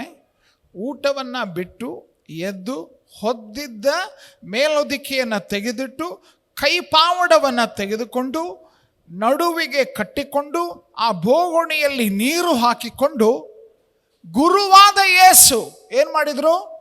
ಶಿಷ್ಯರ ಕಾಲುಗಳನ್ನು ತೊಳೆಯುವುದಕ್ಕೆ ನಡುವಿಗೆ ಕಟ್ಟಿಕೊಂಡಿದ್ದ ಕೈಪಾವಡಗಳಿಂದ ಒರೆಸುವುದಕ್ಕೂ ಪ್ರಾರಂಭಿಸಿದನು. ವಾವ್! ಗುರುವಾದ ಯೇಸು ತನ್ನ ಶಿಷ್ಯರ ಪಾದಗಳನ್ನು ತೊಳೆಯುವುದಕ್ಕೆ ಆರಂಭಿಸಿದರು. ಅದು ಪಾದಗಳನ್ನು ತೊಳೆಯುವ ಕೆಲಸ, ಕಾಲುಗಳನ್ನು ತೊಳೆಯುವ ಕೆಲಸ ಅಲ್ಲಿ ಗುಲಾಮರ ಕೆಲಸ, ಸೇವಕರ ಕೆಲಸದಾಗಿತ್ತು. ಇನ್ಫ್ಯಾಕ್ಟ್ ಅನೇಕ ಸಾರಿ ನಾವು ನಮ್ಮ ಸಮಾಜದಲ್ಲಿ ನೋಡ್ತೇವೆ, ಗುರು ಅಂತಂದರೆ ಆ ಗುರು ಅಥವಾ ಬೋಧಕ ಅಥವಾ ಟೀಚರ್ ಅಂತಂದರೆ ಅವರ ವಿದ್ಯಾರ್ಥಿಗಳನ್ನು ಅಥವಾ ಅಲ್ಲಿ ಇರುವಂಥ ಶಿಷ್ಯರನ್ನು ದುರುಪಯೋಗಿಸುವಂಥದ್ದನ್ನು ನೋಡ್ತೇವೆ ನಾವು. ಓಕೆ, ದುರುಪಯೋಗಿಸುವಂಥದ್ದನ್ನು ನೋಡ್ತೇವೆ. ಅಟೆಂಡೆನ್ಸ್ ಕೊಡುವುದಿಲ್ಲ, ಮಾರ್ಕ್ಸ್ ಕೊಡುವುದಿಲ್ಲ, ಅದನ್ನು ಮಾಡಬೇಕು ಇದನ್ನು ಮಾಡಬೇಕು ಅಂತ ಹೇಳಿ ತಮ್ಮ ಅಧಿಕಾರವನ್ನು ದುರುಪಯೋಗಿಸುವಂಥದ್ದನ್ನು ನಾವು ನೋಡ್ತೀವಿ. ಆದರೆ ಈ ಗುರು ತನ್ನ ಶಿಷ್ಯರ ಪಾದಗಳನ್ನು ತೊಳೆದರು. ಹಲ್ಲೆಲೂಯಾ! ತನ್ನ ವಿದ್ಯಾರ್ಥಿಗಳ ಪಾದಗಳನ್ನು ಆತನು ತೊಳೆದನು. ಯಾರಾತನು? ಆತನಿಗೆ ಎಲ್ಲ ಅಧಿಕಾರವು ಕೊಡಲ್ಪಟ್ಟಿದೆ ಅಂತ ತಿಳಿದ ಆತನು. ಓಕೆ, ಭೂಮಿ ಆಕಾಶಗಳ ನಿರ್ಮಾಣಿಕನು, ವಿಶ್ವದ ಒಡೆಯನು. ಆತನು ಯಾಕೆ ಮಾಡಿದನು? ನಿಸ್ವಾರ್ಥ ಪ್ರೀತಿ. ನಿಸ್ವಾರ್ಥ ಪ್ರೀತಿ. ಸ್ವಾರ್ಥ ಇಲ್ಲ. ಆತನು ನನ್ನ ಸ್ಥಾನ ಏನು, ನನ್ನ ವರ್ಚಸ್ಸು ಏನು, ನನ್ನ ಪೊಸಿಷನ್ ಏನು, ನನ್ನ ಫ್ಯಾಮಿಲಿ ಲೆವೆಲ್ ಏನು, ಅದನ್ನು ವಿಚಾರ ಮಾಡಲಿಲ್ಲರಿ. ಅಲ್ರಿ, ಆತನ ಸ್ಟೇಟಸ್ ಮುಂದೆ, ಆತನ ಪೊಸಿಷನ್ ಮುಂದೆ ಯಾರಾದರೂ ಆತನಿಗೆ ಸರಿ ಸಮಾನರಾಗಿ ಮಾಡ್ಲಿಕ್ಕೆ ಸಾಧ್ಯನಾ? ಪ್ರಶ್ನೆ ಕೇಳ್ರಿ. ಯೇಸು ಸ್ವಾಮಿ ಸ್ಟೇಟಸ್ಗೆ ನಿಮ್ಮದು ಸ್ಟೇಟಸ್ ಬರ್ತದನ್ನ ಕೇಳ್ರಿ, ಪಕ್ಕದವ್ರು ಕೇಳಿ ನೋಡ್ರಿ. ಬರ್ಲಿಕ್ಕೆ ಸಾಧ್ಯನಾ? ಸಾಧ್ಯವೇ ಇಲ್ಲ. ಅಂತಹ ಯೇಸು ಸ್ವಾಮಿ ತನ್ನ ವಿದ್ಯಾರ್ಥಿಗಳ, ತನ್ನ ಶಿಷ್ಯರ ಪಾದಗಳನ್ನು ಆತನು ತೊಳೆದನು. ಇದು ನಿಸ್ವಾರ್ಥ ಜೀವಿತ. ನಿಸ್ವಾರ್ಥ ಜೀವಿತ. ಅರ್ಹತೆ ಇಲ್ಲದವರಿಗೆ, ಯೋಗ್ಯತೆ ಇಲ್ಲದವರಿಗೆ, ವರ್ಚಸ್ಸು ಸ್ಥಾನಮಾನ ಇಲ್ಲದವರಿಗೆ ತನ್ನ ಪ್ರೀತಿಯನ್ನು, ಸೇವೆಯನ್ನು ತೋರಿಸುವಂಥ ಶ್ರೇಷ್ಠವಾದ ಕೆಲಸ. ಹಲ್ಲೆಲೂಯಾ! ನಾವು ಸೇವೆ ಮಾಡುವಾಗ ಸ್ಟೇಟಸ್ ನೋಡಿ ಸೇವೆ ಮಾಡುವಂಥದ್ದು. ಯಾರ ಮನೆಗೆ ಹೋಗ್ತೇವೆ, ಯಾರನ್ನ ಮನೆಗೆ ಕರಿತೇವೆ, ಯಾರನ್ನ ಹುಟ್ಟಿದ ಹಬ್ಬಕ್ಕೆ ಕರಿತೇವೆ, ಯಾರನ್ನ ವೆಡ್ಡಿಂಗಿಗೆ, ಮದುವೆಗೆ ಕರಿತೇವೆ, ವೆಡ್ಡಿಂಗ್ ಆ್ಯನಿವರ್ಸರಿಗೆ ಕರಿತೇವೆ, ನಮ್ಮ ಸ್ಟೇಟಸ್ ಏನು, ನಮ್ಮ ಪೊಸಿಷನ್ ಏನು, ಇದೆಲ್ಲ ನೋಡಿ ಲೆಕ್ಕಾಚಾರ ಮಾಡಿ ಇಂಥವ್ರನ್ನ ಕರೆದ್ರಷ್ಟೇ ನಮ್ಮ ಸ್ಟೇಟಸ್ಸು ಅವ್ರ ಸ್ಟೇಟಸ್ಸು ಸೇಮ್. ನಮ್ಮ ಗುರು, ನಮ್ಮ ಒಡೆಯ ಯೇಸು ಸ್ವಾಮಿ ಸ್ಟೇಟಸ್ ನೋಡಲಿಲ್ಲ, ಸೇವೆ ಮಾಡಿದನು. ಹಲ್ಲೆಲೂಯಾ! ಸೇವೆ ಮಾಡಿದನು. ನಿಸ್ವಾರ್ಥ ಸೇವೆ. ಮತ್ತಾಯನ ಸುವಾರ್ತೆ 8ನೇ ಅಧ್ಯಾಯದಲ್ಲಿ ಇನ್ನೊಂದು ಘಟನೆ ನಾವು ನೋಡ್ತೇವೆ. ಕುಷ್ಠರೋಗಿ, ಓಕೆ, ಆತನು ಬೆಟ್ಟದಿಂದ ಇಳಿದು ಬರುವಾಗ ಜನರ ಗುಂಪಾಗಿ ಆತನ ಹಿಂದೆ ಹೋದರು. ಒಬ್ಬ ಕುಷ್ಠರೋಗಿಯು ಯೇಸುವಿನ ಬಳಿಗೆ ಬಂದು ಆತನಿಗೆ ಅಡ್ಡ ಬಿದ್ದು, ಸ್ವಾಮಿ, ನಿನಗೆ ಮನಸ್ಸಿದ್ರೆ ನನ್ನನ್ನು ಶುದ್ಧ ಮಾಡಬಲ್ಲೆ ಅಂದನು. ಆತನು ಕೈ ನೀಡಿ ಅವನನ್ನು ಮುಟ್ಟಿ, ಬೈಬಲ್ ಹೇಳ್ತದೆ ಏನಂತ, ಅವನನ್ನು ಮುಟ್ಟಿ. ಬೈಬಲ್ ಹೇಳ್ತದ, ವಚನ ನೋಡ್ರಿ ಅದನ್ನು, 3ನೇ ವಚನ. ಆತನು ಕೈ ನೀಡಿ ಅವನನ್ನು ಮುಟ್ಟಿ. ಒಬ್ಬ ಕುಷ್ಠರೋಗಿಯನ್ನು ಮುಟ್ಟುವ ಕೆಲಸ. ನನಗೆ ಮನಸ್ಸುಂಟು, ಶುದ್ಧನಾಗುವಂದನು. ಕೂಡಲೇ ಅವನ ಕುಷ್ಠವು ವಾಸಿಯಾಯಿತು. ಆ ಟೈಮ್ನಲ್ಲಿ ಆಂಟಿಬಯೋಟಿಕ್ಸ್ ಇರಲಿಲ್ಲ, ಆ ಟೈಮ್ನಲ್ಲಿ ಸ್ಯಾನಿಟೈಸರ್ ಇರಲಿಲ್ಲ. ಗಮನಿಸ್ರಿ, ಆ ಸಮಯದಲ್ಲಿ ಅಂತಹ ಒಂದು ಸ್ಥಿತಿಗತಿಗಳಲ್ಲಿ ಆ ರೋಗಿಯನ್ನು, ಆತನು ಕುಷ್ಠ ರೋಗಿಯನ್ನು ಮುಟ್ತಾನೆ.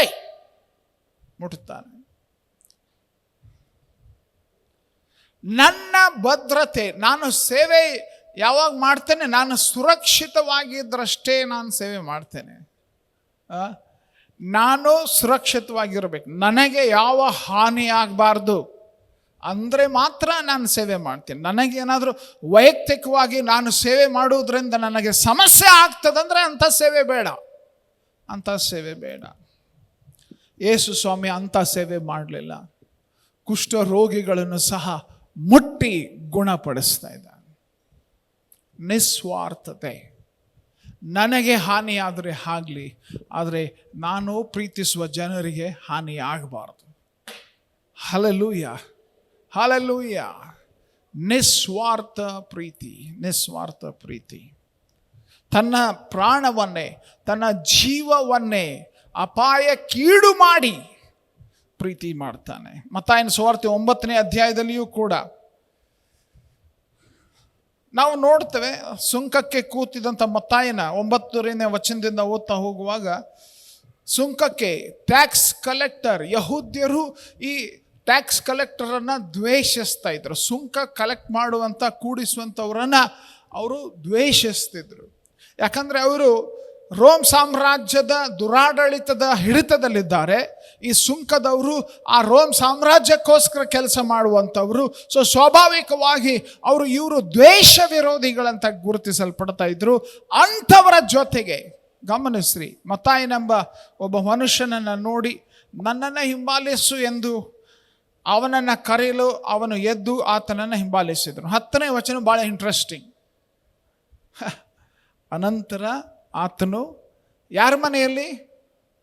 ಮತ್ತಾಯನ ಮನೆಯಲ್ಲಿ ಊಟಕ್ಕೆ ಕೂತಿರುವಾಗ ಬಹು ಮಂದಿ ಸುಂಕದವರು, ಪಾಪಿಗಳು ಬಂದು ಯೇಸುವಿನ ಮತ್ತು ಆತನ ಶಿಷ್ಯರ ಪಂಕ್ತಿಯಲ್ಲಿ ಕೂತುಕೊಂಡರು. ವಾವ್ ಪ್ರಿಯರೇ, ಈ ದಿನಮಾನಗಳಲ್ಲಿ ಸ್ಟೇಟಸ್ ಎಂತಹ ಭಾಳ, ನನ್ನ ಲೆವೆಲ್ಗೆ ನೀವು ಇರಬೇಕು, ನನ್ನ ಸ್ಟೇಟಸ್ಗೆ ನೀವು ಇರಬೇಕು ಅಂಥ ಸ್ಥಿತಿಗತಿಗಳಲ್ಲಿ ನಾವು ಇರುವಾಗ, ಇಲ್ಲಿ ನೋಡ್ರಿ ಯೇಸು ಸ್ವಾಮಿಯ ಜೀವಿತ. ಪಾಪಿಗಳು, ಸುಂಕದವರ ಜೊತೆಗೆ ಆತನು ಕುಳಿತು ಊಟ ಮಾಡ್ತಾ ಇದ್ದಾನೆ. ಇದು ಲೋಕವನ್ನು ಪ್ರೀತಿಸುವಂತಹ ವಿಧಾನ. ಇದು ಲೋಕವನ್ನು ನಾವು ಅವರಿರುವಲ್ಲಿ ಅವರಿಗೆ ನಿಸ್ವಾರ್ಥವಾದ ಪ್ರೀತಿಯನ್ನು ತೋರಿಸುವುದಕ್ಕಾಗಿ ಆತ ನಮ್ಮನ್ನು ಕರೀತಾ ಇದ್ದಾನೆ. ಅವರಿರುವ ಸ್ಥಳಗಳಲ್ಲಿ ನಾವಿರುವಲ್ಲಿ ಬನ್ರಿ ಅಂತಲ್ಲಿ ಆತನ ಹೇಳ್ತಾ ಇಲ್ಲ. ನಾವು ಆತನನ್ನು ಹಿಂಬಾಲಿಸುವವರು ಅವರು ಎಲ್ಲಿ ಇದ್ದಾರೋ ಅಲ್ಲಿ ನಾವು ಹೋಗುವಂಥವ್ರು ಆಗಬೇಕು. ಅವ್ರು ಎಲ್ಲಿದ್ದಾರೋ ಅಲ್ಲಿ ನಾವು ಹೋಗುವಂಥವ್ರು ಆಗಿರಬೇಕು. ಅನೇಕ ಸಾರಿ ನಾವು, ಇನ್ಫ್ಯಾಕ್ಟ್ ನನಗೆ ಒಂದು ಘಟನೆ ನೆನಪಿಗೆ ಬರ್ತದೆ. ಒಬ್ಬ ಸೇವಕರನ್ನು ಭೇಟಿ ಆಗಲಿಕ್ಕೆ ನಾನು ಹೋದಾಗ, ನಾನು ಸೂಟ್ ಹಾಕೊಂಡು ಹೋಗಿರಲಿಲ್ಲ. ಓಕೆ, ಅವರು ನನ್ನನ್ನು ವಾಪಸ್ ಕಳಿಸಿದರು. ನಮ್ಮ ಸೇವಕರನ್ನ ನೀವು ಭೇಟಿ ಆಗಬೇಕಾದ್ರೆ ಸೂಟ್ ಹಾಕ್ಕೊಂಡೇ ಬರಬೇಕಂತ. ಸೂಟ್ ಹಾಕ್ಕೊಂಡು ಬರ್ಬೇಕು ನೀವು, ಟೈ, ಶೂಸ್, ಫುಲ್ ಸೂಟ್ ಹಾಕ್ಕೊಂಡು ಬರ್ಬೇಕು. ಯಾಕಂದ್ರೆ ನಮ್ಮ ಸೇವಕರ ಸ್ಟೇಟಸ್ ಅದು. ನೀವು ಖಾಲಿ ಪುಕ್ಷಟ್ಲೆ ಹಿಂಗೆ ಓಪನ್ ಶರ್ಟ್ ಹಾಕ್ಕೊಂಡು ಬಂದೆ ಅದೆಲ್ಲ ನಡೆಯೋಲ್ಲ ಅಂಥ ದಿನಮಾನಗಳಲ್ಲಿ. ಓಕೆ, ಅಂಥ ದಿನಮಾನಗಳಲ್ಲಿ ನಾವು ಜೀವಿಸ್ತಾ ಇದ್ದೇವೆ. ಲೋಕ ಹೇಗೆ ರಕ್ಷಣೆ ಹೊಂದದ್ರಿ? ಈ ಥರ ನಾವು ಜೀವಿಸೋದಕ್ಕೆ ಆರಂಭಿಸಿದರೆ ಲೋಕ ಯಾವಾಗ ದೇವರ ಪ್ರೀತಿಯನ್ನು ಕಂಡುಕೊಳ್ಳುವುದಕ್ಕೆ ಸಾಧ್ಯ? ನಮ್ಮ ಮುಖಾಂತರವೇ ಆ ಪ್ರೀತಿಯನ್ನು, ದೇವರ ಪ್ರೀತಿಯನ್ನು ಕಂಡುಕೊಳ್ಳುವುದಕ್ಕೆ ಸಾಧ್ಯ ಯಾವಾಗ ನಮ್ಮಲ್ಲಿ ನಮ್ಮ ಸ್ವಾರ್ಥ ಬಿಟ್ಟು, ಸ್ಥಾನ, ಮಾನ, ಅಧಿಕಾರ, ಸ್ಟೇಟಸ್ ಇವುಗಳನ್ನು ಬಿಟ್ಟು ನಾವು ಪ್ರೀತಿಸುವ ಜನರು, ನಾವು ಪ್ರೀತಿಸುವ ಜನಾಂಗ, ನಾವು ಪ್ರೀತಿಸುವ ಗುಂಪುಗಳ ಮಧ್ಯದಲ್ಲಿ ನಾವು ಹೋಗಬೇಕಾಗಿದೆ. ಯೇಸು ಸ್ವಾಮಿ ಹೇಳಿದ ನೆನ್ಪಿಟ್ಕೊಳ್ಳೋಣ. ಯೋಹಾನ 13:34 ಯೋಹಾನ 13:34 ಹೇಳ್ತದೆ, ನಾನು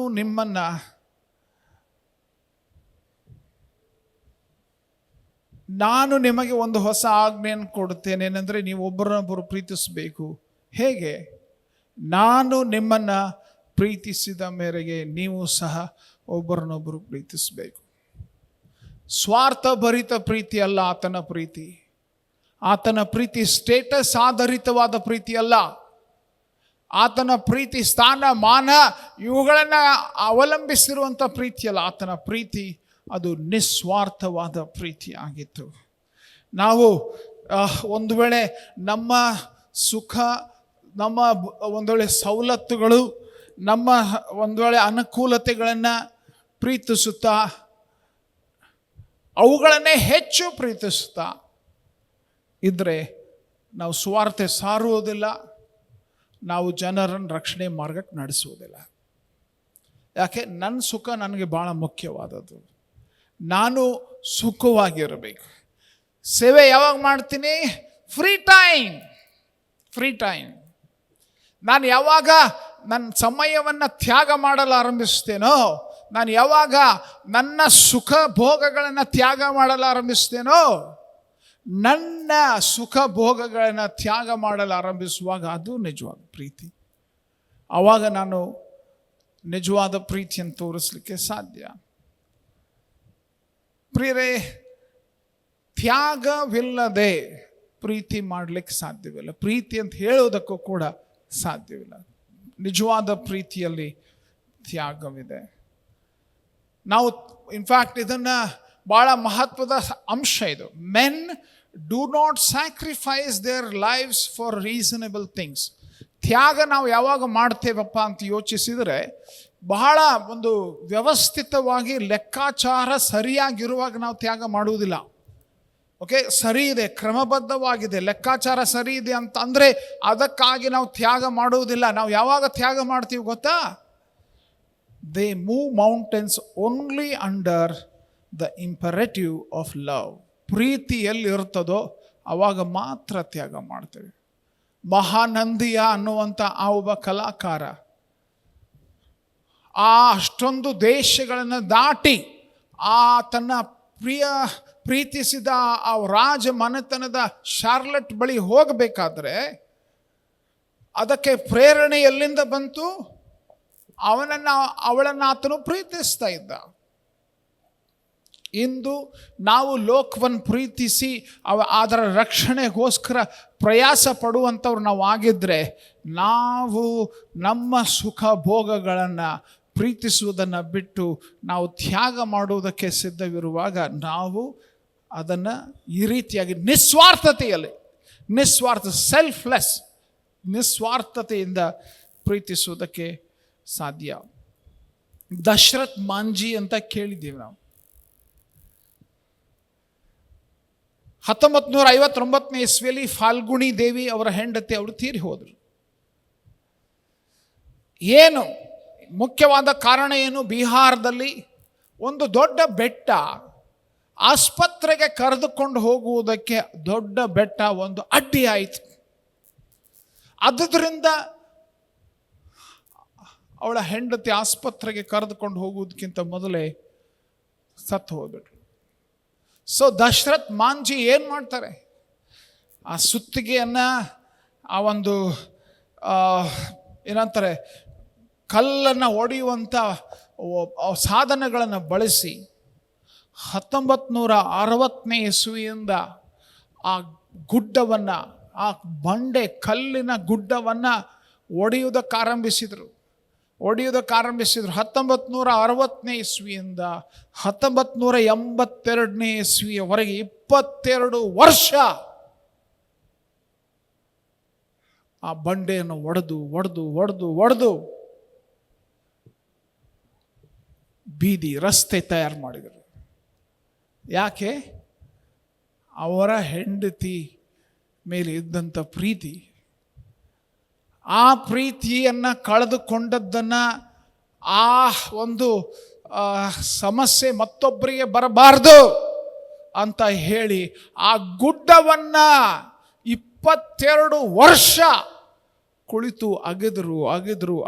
ಒಬ್ಬನೇ ವ್ಯಕ್ತಿ ಅಗೆದು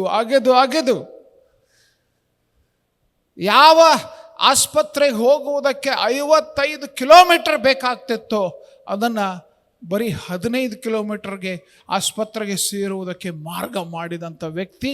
ಇದಕ್ಕೆ ಮುಖ್ಯವಾದ ಕಾರಣ ತನ್ನ ಹೆಂಡತಿಯನ್ನು ಪ್ರೀತಿಸಿದ. ಈ ಗುಡ್ಡ ಚಿತ್ರ ನೀವು ನೋಡ್ತಾ ಇದ್ದೀರಿ. ಒಬ್ಬ ವ್ಯಕ್ತಿ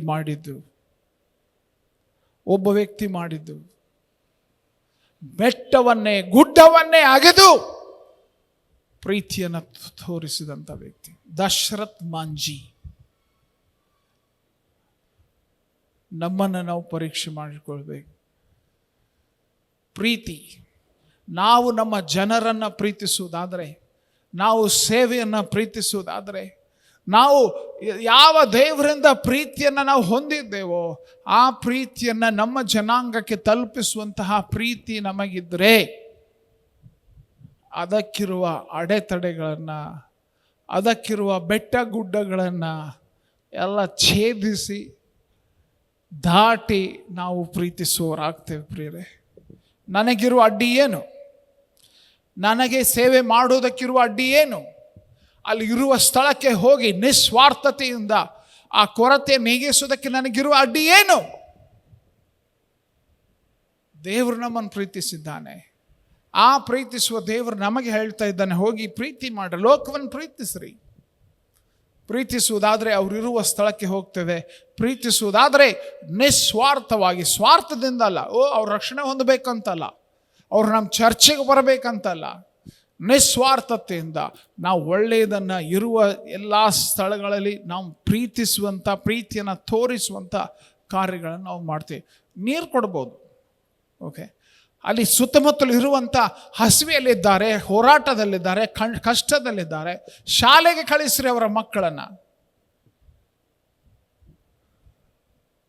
ಒಂದು ವೇಳೆ ಆ ಕುಟುಂಬದಲ್ಲಿ ಸಮಸ್ಯೆಗಳಾಗ್ತಾ ಇದ್ರೆ ಅಲ್ಲಿ ಹೋಗಿ ಶಾಂತಿ ಸಮಾಧಾನಕ್ಕೆ ಕಾರಣರಾಗ್ರಿ. ಜಗಳ ಹಚ್ಚುವವರಲ್ಲ, ನಾವು ಸಮಾಧಾನ ಪಡಿಸುವಂಥವರು, ಪ್ರೀತಿಯ ಸಾಕ್ಷಾತ್ಕಾರವಾಗಿ ಸತ್ಕಾರ್ಯಗಳನ್ನು ಮಾಡುವಂಥವರಾಗಿ ಆತ ನಮ್ಮನ್ನು ಕರೀತಾ ಇದ್ದಾನೆ. ಕೊನೆಯದಾಗಿ ನಾವಿಲ್ಲಿ ನೋಡ್ತೇವೆ, ಪ್ರೀತಿ ಏನು ಮಾಡ್ತದೆ ಗೊತ್ತಾ? ಕ್ರಯ ಕೊಡ್ತದ್ರಿ. ಕಾಸ್ಟ್ ಏನಿದೆಯಲ್ಲ ಅದು ಬೆಲೆ ಕೊಡ್ತದದು. ಕ್ರಯ ಯೇಸು ಸ್ವಾಮಿ ಕೊಟ್ಟದ್ದೇನು? ಮತ್ತಾಯನ ಸುವಾರ್ತೆ 20ನೇ ಅಧ್ಯಾಯ 17ನೇ ವಚನದಿಂದ ಓದುವಾಗ ಯೇಸು ಸ್ವಾಮಿ ಯೆರೂಸಲೇಮ್ ಕಡೆಗೆ ಹೋಗ್ತಾ ಇದ್ದಾರೆ. ಅಲ್ಲಿ ಮಾತು ನೋಡ್ರಿ, ಯೇಸು ಸ್ವಾಮಿ ಹೇಳಿದಂಥ ಮಾತು. ಯೇಸು ಯೆರೂಸಲೇಮಿಗೆ ಹೋಗುತ್ತಿರುವಾಗ 12 ಮಂದಿ ಶಿಷ್ಯರನ್ನು ಒತ್ತೊಟ್ಟಿಗೆ ಕರೆದುಕೊಂಡು ದಾರಿಯಲ್ಲಿ ಅವರಿಗೆ, ನೋಡ್ರಿ, ನಾವು ಯೆರೂಸಲೇಮಿಗೆ ಹೋಗುತ್ತಾ ಇದ್ದೇವೆ ಮತ್ತು ಮನುಷ್ಯ ಕುಮಾರನನ್ನು ಮಹಾಯಾಜಕರ ಮತ್ತು ಶಾಸ್ತ್ರಿಗಳ ಕೈಗೆ ಹಿಡಿಕೊಡುವರು. ಅವರು ಅವನಿಗೆ ಮರಣ ದಂಡನೆಯನ್ನು ವಿಧಿಸಿ ಅವನನ್ನು ಅಪಹಾಸ್ಯ ಮಾಡುವುದಕ್ಕೂ, ಕೊರಡೆಗಳಿಂದ ಹೊಡೆಯುವುದಕ್ಕೂ, ಶಿಲುಬೆಗೆ ಹಾಕುವುದಕ್ಕೂ ಅನ್ಯರ ಕೈಗೆ ಒಪ್ಪಿಸುವರು. ಅವನು ಸತ್ತು 3ನೇ ದಿನದಲ್ಲಿ ಜೀವಿತನಾಗಿ ಎಬ್ಬಿಸಲ್ಪಡುವನು ಎಂದು ಹೇಳಿದನು. ಯೇಸು ಸ್ವಾಮಿ ಯೆರೂಸಲೇಮಿನ ಕಡೆಗೆ ಹೋಗ್ತಾ ಇದ್ದಾರೆ. ಆದರೆ ಅಲ್ಲಿ ಏನು ಕಾದಿದೆ ಎಂಬುದು ಆತನಿಗೆ ಗೊತ್ತಿತ್ತು. ಯಾರು ನೀವು? ಅಪಾಯ ಇದೆ, ಹಾನಿ ಇದೆ, ಮರಣ. ನಿಮಗೆ ಆ ಊರಿಗೆ ಹೋದ್ರೆ ಮರಣ ಇದೆ ಅಂತ ನಿಮ್ಗೆ ಗೊತ್ತಿದ್ರೆ ಹೋಗ್ತೀರಾ? ಹೋಗುವುದಿಲ್ಲ. ಆ ಊರನ್ನು ಹೇಗಾದರೂ ತಪ್ಪಿಸ್ಬೇಕು, ಅಲ್ಲಿ ಹೋಗಬಾರ್ದು ಅಂತ ನಾವು ಪ್ರಯಾಸ ಪಡ್ತೇವೆ. ಆದರೆ ಇಲ್ಲಿ ಆತನು ಅವರಿಗೆ ಸ್ಪಷ್ಟವಾಗಿ ತಿಳಿಸ್ತಾ ಇದ್ದಾನೆ, ನಾವಲ್ಲಿ ಹೋಗ್ತೇವೆ, ಅಲ್ಲಿ ಮಹಾಯಾಜಕರನ್ನ ಕೈಗಳಿಗೆ ನಾನು ಹಿಡ್ಕೊಡ್ತಾರೆ, ಆಮೇಲೆ ಅವರು ಶಿಲುಬೆಗೆ ಹಾಕಿ ಕೊಲ್ತಾರೆ.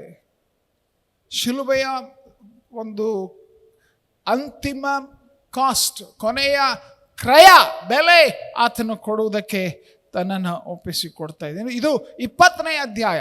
ಶಿಲುಬೆಗೆ ಹಾಕಿದಂಥ ಅಧ್ಯಾಯ ಯಾವುದು ಗೊತ್ತಾ? 27ನೇ ಅಧ್ಯಾಯ. 27ನೇ ಅಧ್ಯಾಯ.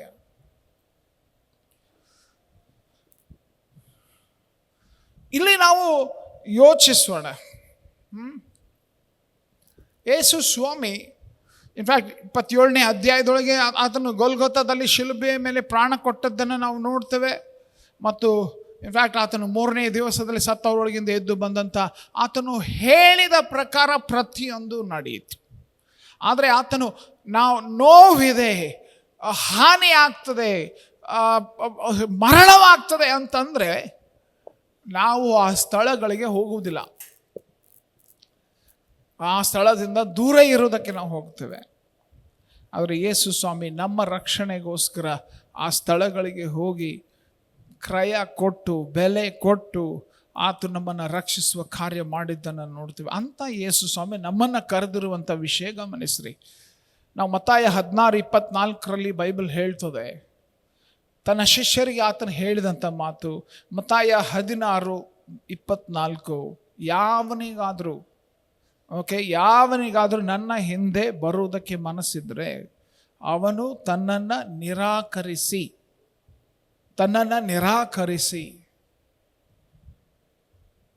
ತನ್ನ ಶಿಲುಬೆಯನ್ನು ಹೊತ್ತುಕೊಂಡು ನನ್ನ ಹಿಂದೆ ಬರಲಿ. ತನ್ನನ್ನು ನಿರಾಕರಿಸಿ ತನ್ನ ಶಿಲುಬೆಯನ್ನು ನಾನು ನನ್ನ ಜೀವ ಉಳಿಬೇಕು, ನಾನು ಬದುಕಬೇಕು, ಶಿಲುಬೆಯನ್ನು ಹೊತ್ಕೊಂಡು ಅಂತಂದರೆ ಮರಣದಂಡನೆಯಲ್ಲ.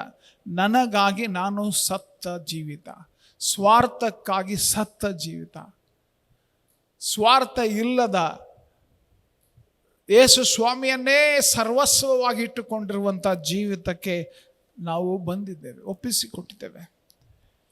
ಇನ್ಫ್ಯಾಕ್ಟ್ ರೋಮ 12:1 ಹೇಳ್ತದೆ, ಪೌಲನು ರೋಮದ ಸಭೆಗೆ ಹೇಳಿದಂಥ ಮಾತು, ಆದುದರಿಂದ ಸಹೋದರರೇ, ದೇವರ ಕನಿಕರವನ್ನು ನಿಮ್ಮ ನೆನಪಿಗೆ ತಂದು ನಿಮ್ಮನ್ನು ಬೇಡಿಕೊಳ್ಳುವುದೇನೆಂದರೆ, ನೀವು ನಿಮ್ಮ ದೇಹಗಳನ್ನು ದೇವರಿಗೆ ಮೀಸಲಾಗಿಯೂ ಮೆಚ್ಚಿಕೆಯಾಗಿಯೂ ಇರುವ ಸಜೀವ ಯಜ್ಞವಾಗಿ ಅರ್ಪಿಸಿರಿ, ಇದೇ ನಿಮ್ಮ ವಿವೇಕಪೂರ್ವಕವಾದ ಆರಾಧನೆ. ನಾವು ನಮ್ಮನ್ನು ಒಪ್ಪಿಸಿಕೊಳ್ಳದೆ ಇಲ್ಲಿ ಕೂತಂತ ನಾವು ನಮ್ಮನ್ನು ಯೇಸು ಸ್ವಾಮಿಗೆ ಸಂಪೂರ್ಣವಾಗಿ ಸಮರ್ಪಿಸಿಕೊಳ್ಳದೆ ನಾವು ಹಾಡ್ಬೋದು, ಆರಾಧನೆಗೆ ಬರಬಹುದು. ನಾವು ನಮ್ಮನ್ನು ಒಪ್ಪಿಸಿಕೊಡದೆ ಒಂದು ವೇಳೆ ನಾವು ಇದೇ ಕಾರ್ಯಗಳನ್ನು ಮಾಡ್ತಾ ಇದ್ದರೆ ನಾವು ನಿಜವಾಗ್ಲೂ ಪ್ರೀತಿಸ್ತಾ ಇಲ್ಲ. ನಾವು ಆತನ ಆದೇಶದ ಪ್ರಕಾರ ನಾವು ಲೋಕವನ್ನು ಪ್ರೀತಿಸಬೇಕು, ಲೋಕದಲ್ಲಿರುವಂಥವ್ರನ್ನ ಪ್ರೀತಿಸಬೇಕು ಎಂಬುದಾಗಿದ್ದರೆ ಅದಕ್ಕೆ ಕ್ರಯ ಇದೆ. ನನ್ನ ಸ್ವಾರ್ಥಕ್ಕೆ ನಾನು ಸಾಯಬೇಕು, ನನ್ನ ಸ್ವಾಭಿಮಾನಕ್ಕೆ ನಾನು ಸಾಯಬೇಕು, ನಾನು ಅನ್ನುವಂಥ ವಿಷಯಗಳಿಗೆ ನಾನು ಸಾಯಬೇಕು. ಅದು ನಿಜವಾದ ಪ್ರೀತಿ. ಯೇಸು ಸ್ವಾಮಿ ಶಿಲುಬೆಯ ಮೇಲೆ ಪ್ರಾಣ ಕೊಟ್ಟಾಗ ಅದನ್ನೇ ಮಾಡಿ ತೋರಿಸಿದ್ದಾರೆ. ನಮಗೋಸ್ಕರ ಆತನು ಆ ಶಿಲುಬೆಯ ಮೇಲೆ ಪ್ರಾಣ ಕೊಟ್ಟದ್ದು ಎಂಬುದಾಗಿ ಹೇಳುವಾಗ, ನನಗಾಗಿ ನಾನು ಸತ್ತಾಗ ಮಾತ್ರ ಪುನರುತ್ಥಾನ ಆಗುತ್ತದೆ. ಓಕೆ, ನನಗಾಗಿ ನಾನು, ನನ್ನ ಸ್ವಾಭಿಮಾನಕ್ಕಾಗಿ ನಾನು, ನನ್ನ ಸ್ಥಾನಮಾನಕ್ಕಾಗಿ ನಾನು, ನನ್ನ ಸ್ಟೇಟಸ್ಗಾಗಿ ನಾನು ಸತ್ತಾಗ ಮಾತ್ರ ಪುನರುತ್ಥಾನ ಸಾಧ್ಯ ಆಗ್ತದೆ. ನನ್ನ ಕನಸುಗಳಿಗಾಗಿ, ನನ್ನ ಆಶೆ ಅಭಿಲಾಷೆಗಳಿಗಾಗಿ, ನನ್ನ ಸ್ವಾರ್ಥಕ್ಕಾಗಿ ನಾನು ಸತ್ತು ಹೋಗಬೇಕು, ಸಾಯಬೇಕು. ಆವಾಗ ಲೋಕದ ಮೇಲೆ ಪ್ರಭಾವ ಬೀರುವಂಥ ಕಾರ್ಯಕ್ಕೆ ದೇವರು ನಮ್ಮನ್ನು ಉಪಯೋಗಿಸಲಿಕ್ಕೆ ಸಾಧ್ಯ. ತರ್ಕಬದ್ಧವಾದ ವಿಷಯಗಳಿಗಾಗಿ ನಾವು ತ್ಯಾಗ ಮಾಡುವುದಿಲ್ಲ, ಪ್ರೀತಿಗಾಗಿ ಯಾವುದೇ ತ್ಯಾಗ ಮಾಡಲಿಕ್ಕೆ ಸಾಧ್ಯ. ನಮ್ಮನ್ನು ನಾವೇ ಒಪ್ಪಿಸಿಕೊಡುವುದಕ್ಕೆ ಯಾವಾಗ ಸಾಧ್ಯ ಗೊತ್ತಾ? ಪ್ರೀತಿ ಇರುವಾಗ ಮಾತ್ರ. 1936ನೇ ಇಸ್ವಿಯಲ್ಲಿ ಇಂಗ್ಲೆಂಡ್ ದೇಶವನ್ನು ಒಬ್ಬ ರಾಜ ಆಳ್ತಾ ಇದ್ದ. ಕಿಂಗ್ ಎಡ್ವರ್ಡ್ ದ 8ನೇ ಎಡ್ವರ್ಡ್ ಮಹಾರಾಜ. ಬ್ರಿಟಿಷ್ ಸಾಮ್ರಾಜ್ಯ ಭೂಲೋಕದ ಮುಕ್ಕಾಲು ಭಾಗ, ಇಡೀ ಭೂಲೋಕದ ಮುಕ್ಕಾಲು ಭಾಗ ಅವರ ಹಿಡಿತದಲ್ಲಿದೆ, ಬ್ರಿಟಿಷ್ ಸಾಮ್ರಾಜ್ಯದ ಹಿಡಿತದಲ್ಲಿದೆ. King Edward the 8. ಆದರೆ ಒಂದು ದೊಡ್ಡ ಸಮಸ್ಯೆ ಆಯಿತು. ಏನಪ್ಪ ಅಂದರೆ, ರಾಜ ಅವನ ಒಂದು ಏನಂತಾರೆ, ಈ ಒಂದು ಪ್ರೆಸ್ ಮೀಟ್ನಲ್ಲಿ ಒಬ್ಬ ಹೆಣ್ಮಗಳು, ವ್ಯಾಲಿಸ್ ಸಿಂಪ್ಸನ್ ಅಂತ ಒಬ್ಬ ಹೆಣ್ಮಗಳು,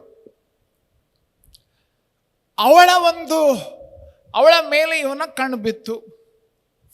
ಎಡ್ವರ್ಡ್ ದ 8 ಕಣ್ಣು ಬಿತ್ತು. ಅವನು ಹೇಗೋ ಮಾಡಿ ಅವಳ ಪರಿಚಯ ಮಾಡಿಕೊಂಡ. ಅರಸ ಈ ವ್ಯಾಲಿಸ್ ಸಿಂಪ್ಸನ್ನ ಏನಂತಾರೆ, ಸ್ನೇಹ ಬೆಳೆಸಿಕೊಳ್ಳೋದಕ್ಕೆ ಅವಳ ಬಗ್ಗೆ ಎಲ್ಲ ಕೇಳಿಕೊಂಡ. ನೋಡಿದರೆ ಅವಳು ವಿವಾಹ ವಿಚ್ಛೇದನ ಮಾಡಿದ್ದಾಳೆ. ಓಕೆ, ಅಂತಹ ಜೀವಿತ ಅವಳು ಜೀವಿಸ್ತಾ ಇದ್ದಾಳೆ. ಬಟ್ ಇವನಿಗೆ ಅವಳ ಮೇಲೆ ಪ್ರೀತಿಯಾಗಿಬಿಡ್ತು. ಆ ವ್ಯಕ್ತಿ ಕಿಂಗ್ ಎಡ್ವರ್ಡ್ ದ 8th ಕಾನೂನಿನ ಪ್ರಕಾರ, ಇಂಗ್ಲೆಂಡಿನ ದ ಚರ್ಚ್ ಆಫ್ ಇಂಗ್ಲೆಂಡಿನ ರೂಲ್ಸ್ ಪ್ರಕಾರ ಇಂತಹ ಒಬ್ಬ ಹೆಂಗಸನ್ನ ಅವನು ಮದುವೆ ಮಾಡಿಕೊಳ್ಳುವುದಕ್ಕಾಗಲಿ ಪ್ರೀತಿ ಮಾಡುವುದಕ್ಕಾಗಲಿ ಅನುಮತಿ ಇಲ್ಲ. ಎಡ್ವರ್ಡ್ ದ 8th ಒಂದು ಮಹತ್ವದ ನಿರ್ಧಾರ ಮಾಡಬೇಕಾಯ್ತು. ಏನು ಮಾಡ್ತೀನಿ, ನಿನಗೆ ಆ ಕಿರೀಟ ಬೇಕೋ ಅಥವಾ ವ್ಯಾಲಿಸ್ ಬೇಕೋ, ಆ ನಿರ್ಧಾರ. ಎಂಥ ವಿಚಿತ್ರ ಕತೆ ಇದು. 1936ನೇ ಇಸ್ವಿಯಲ್ಲಿ ಅವನು ತನ್ನ ಸಿಂಹಾಸನಕ್ಕೆ ರಾಜೀನಾಮೆ ಕೊಡ್ತಾನೆ. ಹೇಳ್ತಾನೆ, ನನಗೆ ನನ್ನ ಸಿಂಹಾಸನಕ್ಕಿಂತ ಇವಳು ಪ್ರೀತಿ ನನಗೆ ಬಹಳ ಮುಖ್ಯ ಅಂತ ಹೇಳಿ ಸಿಂಹಾಸನಕ್ಕೆ ಕಿಂಗ್ ಎಡ್ವರ್ಡ್ ದ 8th ರಾಜೀನಾಮೆ ಕೊಟ್ಟು, ಎಲಿಜಬೆತ್, ನಾವು ನಮ್ಮ ಒಂದು ದಿನಮಾನಗಳಲ್ಲಿ ಕೇಳಿರುವಂಥ ಆ ಮಹಾರಾಣಿ ಅಲ್ಲಿ ಅವಳಿಗೆ ಅಧಿಕಾರ ವಹಿಸಿಕೊಟ್ಟು ಅವನು ಏನಂತಾರೆ ತನ್ನ ಸ್ಥಾನವನ್ನು ಬಿಟ್ಟುಕೊಟ್ಟು ಮದುವೆಯಾಗಿ ಹೋಗುವಂಥದ್ದನ್ನು ಇತಿಹಾಸ ಸಾಕ್ಷಿ ಹೇಳ್ತದೆ. ಪ್ರೀತಿಗಾಗಿ ತನ್ನ ಸಿಂಹಾಸನವನ್ನೇ ಬಿಟ್ಟುಕೊಟ್ಟ. ಪ್ರಿಯರೇ, ನಿಜವಾಗ್ಲಿ ನಾವು ಪರಲೋಕದ ದೇವರ ಪ್ರೀತಿಯನ್ನು ನಾವು ನೋಡುವಾಗ ಆತನು ಸಹ ಬರೀ ಸಿಂಹಾಸನವನ್ನು ಬಿಟ್ಟುಕೊಟ್ಟು ಬರಲಿಲ್ಲ, ತನ್ನ ಪ್ರಾಣವನ್ನು ನಮಗಾಗಿ ಕೊಟ್ಟನು. ಹಲ್ಲೆಲೂಯಾ. ತನ್ನ ಪ್ರಾಣವನ್ನು ಆತನು ಕೊಟ್ಟನು. ಶಿಲುಬೆಯ ಮೇಲೆ ಆತನು ತನ್ನ ಪ್ರಾಣ ಕೊಡುವಷ್ಟು ಪ್ರೀತಿಯನ್ನು ಆತನು ನಮಗಾಗಿ ಮಾಡಿದನು. ಆ ದೇವರು ಹೇಳ್ತಾನೆ, ನಾವು ಪ್ರೀತಿಸಬೇಕು. ನಾವು ಲೋಕದಲ್ಲಿರುವಂಥ ನಾಶವಾಗಿ ಹೋಗ್ತಾ ಇರುವಂಥ ಸ್ವಾರ್ಥ ಕೇಳದಿರುವಂಥ ಜನರನ್ನು ನಾವು ಪ್ರೀತಿಸಿ ಅವರಿಗೆ ಆ ಪ್ರೀತಿಯನ್ನು ತಲುಪಿಸುವಂಥ ಕರೆ ಆತನು ನಮಗೆ ಕೊಡ್ತಾ ಇದ್ದಾನೆ. ಕ್ಷಣ ಹೊತ್ತು ಈ ಮಾತುಗಳನ್ನು ಯೋಚನೆ ಮಾಡಿರಿ. ಪ್ರೀತಿ ಏನು ಮಾಡ್ತದೆ? ಶರೀರಧಾರಿಯಾಗಿ ಮನುಷ್ಯರ ಮಧ್ಯದಲ್ಲಿ ಬಂದು ವಾಸಿಸಿತು. ನಿಜವಾದ ಪ್ರೀತಿ ನಾವು ಪ್ರೀತಿಸುವವರ ಬಳಿಗೆ ನಮ್ಮನ್ನು ನಡೆಸ್ತದೆ. ನಾವು ಪ್ರಾರ್ಥಿಸ್ತೇವೆ, ಬರೀ ಸಿಂಪಲ್ ಶಾರ್ಟ್ಕಟ್ ಹುಡುಕಿಬಿಟ್ಟಿದ್ದೇವೆ. ಏನಂತ? ಓ, ಇಂಥವ್ರನ್ನ ರಕ್ಷಿಸು, ಇಂಥವ್ರನ್ನ ರಕ್ಷಿಸು, ದೂರದಿಂದ ಅಷ್ಟೇ. ಅವರು ನಮ್ಮ ಮನೆಗೆ ಬರಬಾರ್ದು, ಅವ್ರು ನಮ್ಮ ಮನೆಗೆ ಬರಬಾರ್ದು. ಇದು ನಮ್ಮ ಪ್ರೀತಿ. ನಿಜವಾದ ಪ್ರೀತಿ ಏನು ಮಾಡ್ತದೆ ಗೊತ್ತಾ? ನಿಸ್ವಾರ್ಥವಾಗಿ ಸೇವೆ ಮಾಡ್ತದೆ, ರೋಗಿಗಳನ್ನು ಮುಟ್ತದೆ, ಅವರು ಇರುವ ಸ್ಥಳಗಳಿಗೆ ಹೋಗಿ ನೆಲೆಸ್ತದೆ, ಅವರ ಸೇವೆ ಮಾಡ್ತದೆ. ಗುರುವಾಗಿ ಶಿಷ್ಯರ ಪಾದಗಳನ್ನು ತೊಳೆದಂತೆ ಅದು ತೊಳಿತದೆ. ನಾವು ಯಾರು ಸೇವೆ ಮಾಡ್ತಾ ಇದ್ದೀವಿ, ನಮಗೆ ಎಷ್ಟು ಮಂದಿ ಸೇವಕರಿದ್ದಾರೆ ಅಂತ ಕೊಚ್ಚಿಕೊಳ್ಳುವುದಕ್ಕಿಂತ ನಾವು ಎಷ್ಟು ಜನರಿಗೆ ಸೇವೆ ಮಾಡ್ತಾ ಇದ್ದೇವೆ ಅದನ್ನು ನಾವು ಪರೀಕ್ಷೆ ಮಾಡಿಕೊಳ್ಳಬೇಕು. ನಿಜವಾದ ಪ್ರೀತಿ ಇದು. ನಿಜವಾದ ಪ್ರೀತಿ ಏನು ಮಾಡ್ತದೆ ಗೊತ್ತಾ? ಸ್ವಾರ್ಥಕ್ಕಾಗಿ ಸತ್ತು ಹೋಗ್ತದೆ, ಸ್ವಾಭಿಮಾನಕ್ಕಾಗಿ ಸತ್ತು ಹೋಗ್ತದೆ. ನಾವು ಶಿಲುಬೆಯನ್ನು ಹೊತ್ತುಕೊಂಡು ಯೇಸು ಸ್ವಾಮಿಯನ್ನು ಹಿಂಬಾಲಿಸ್ತೇವೆ. ನಾವು ನಮ್ಮನ್ನು ಸಜೀವ ಯಜ್ಞವಾಗಿ ಆತನಿಗೋಸ್ಕರ ಒಪ್ಪಿಸಿಕೊಡ್ತೇವೆ. ನನಗೆ ಬದುಕುವುದಂದರೆ ಕ್ರಿಸ್ತನು, ಸಾಯುವುದು ಲಾಭವೇ. ಯೇಸು ಸ್ವಾಮಿಗಾಗಿ, ಯೇಸು ಸ್ವಾಮಿಗಾಗಿ, ಯೇಸು ಸ್ವಾಮಿಗಾಗಿ ಏನೇ ಆದರೂ ಯೇಸು ಸ್ವಾಮಿಗಾಗಿ ನಾನು ಮಾಡುತ್ತೇನೆ. ನಾವು ದೇವರನ್ನು ಪ್ರೀತಿಸಬೇಕು. ನಾವು ಯಾವ ಲೋಕದಲ್ಲಿ ದೇವರು ನಮ್ಮನ್ನು ಇಟ್ಟಿದ್ದಾನೋ ಈ ಲೋಕದಲ್ಲಿರುವ ಜನರನ್ನು ಸಹ ಪ್ರೀತಿಸುವವರಾಗಬೇಕು.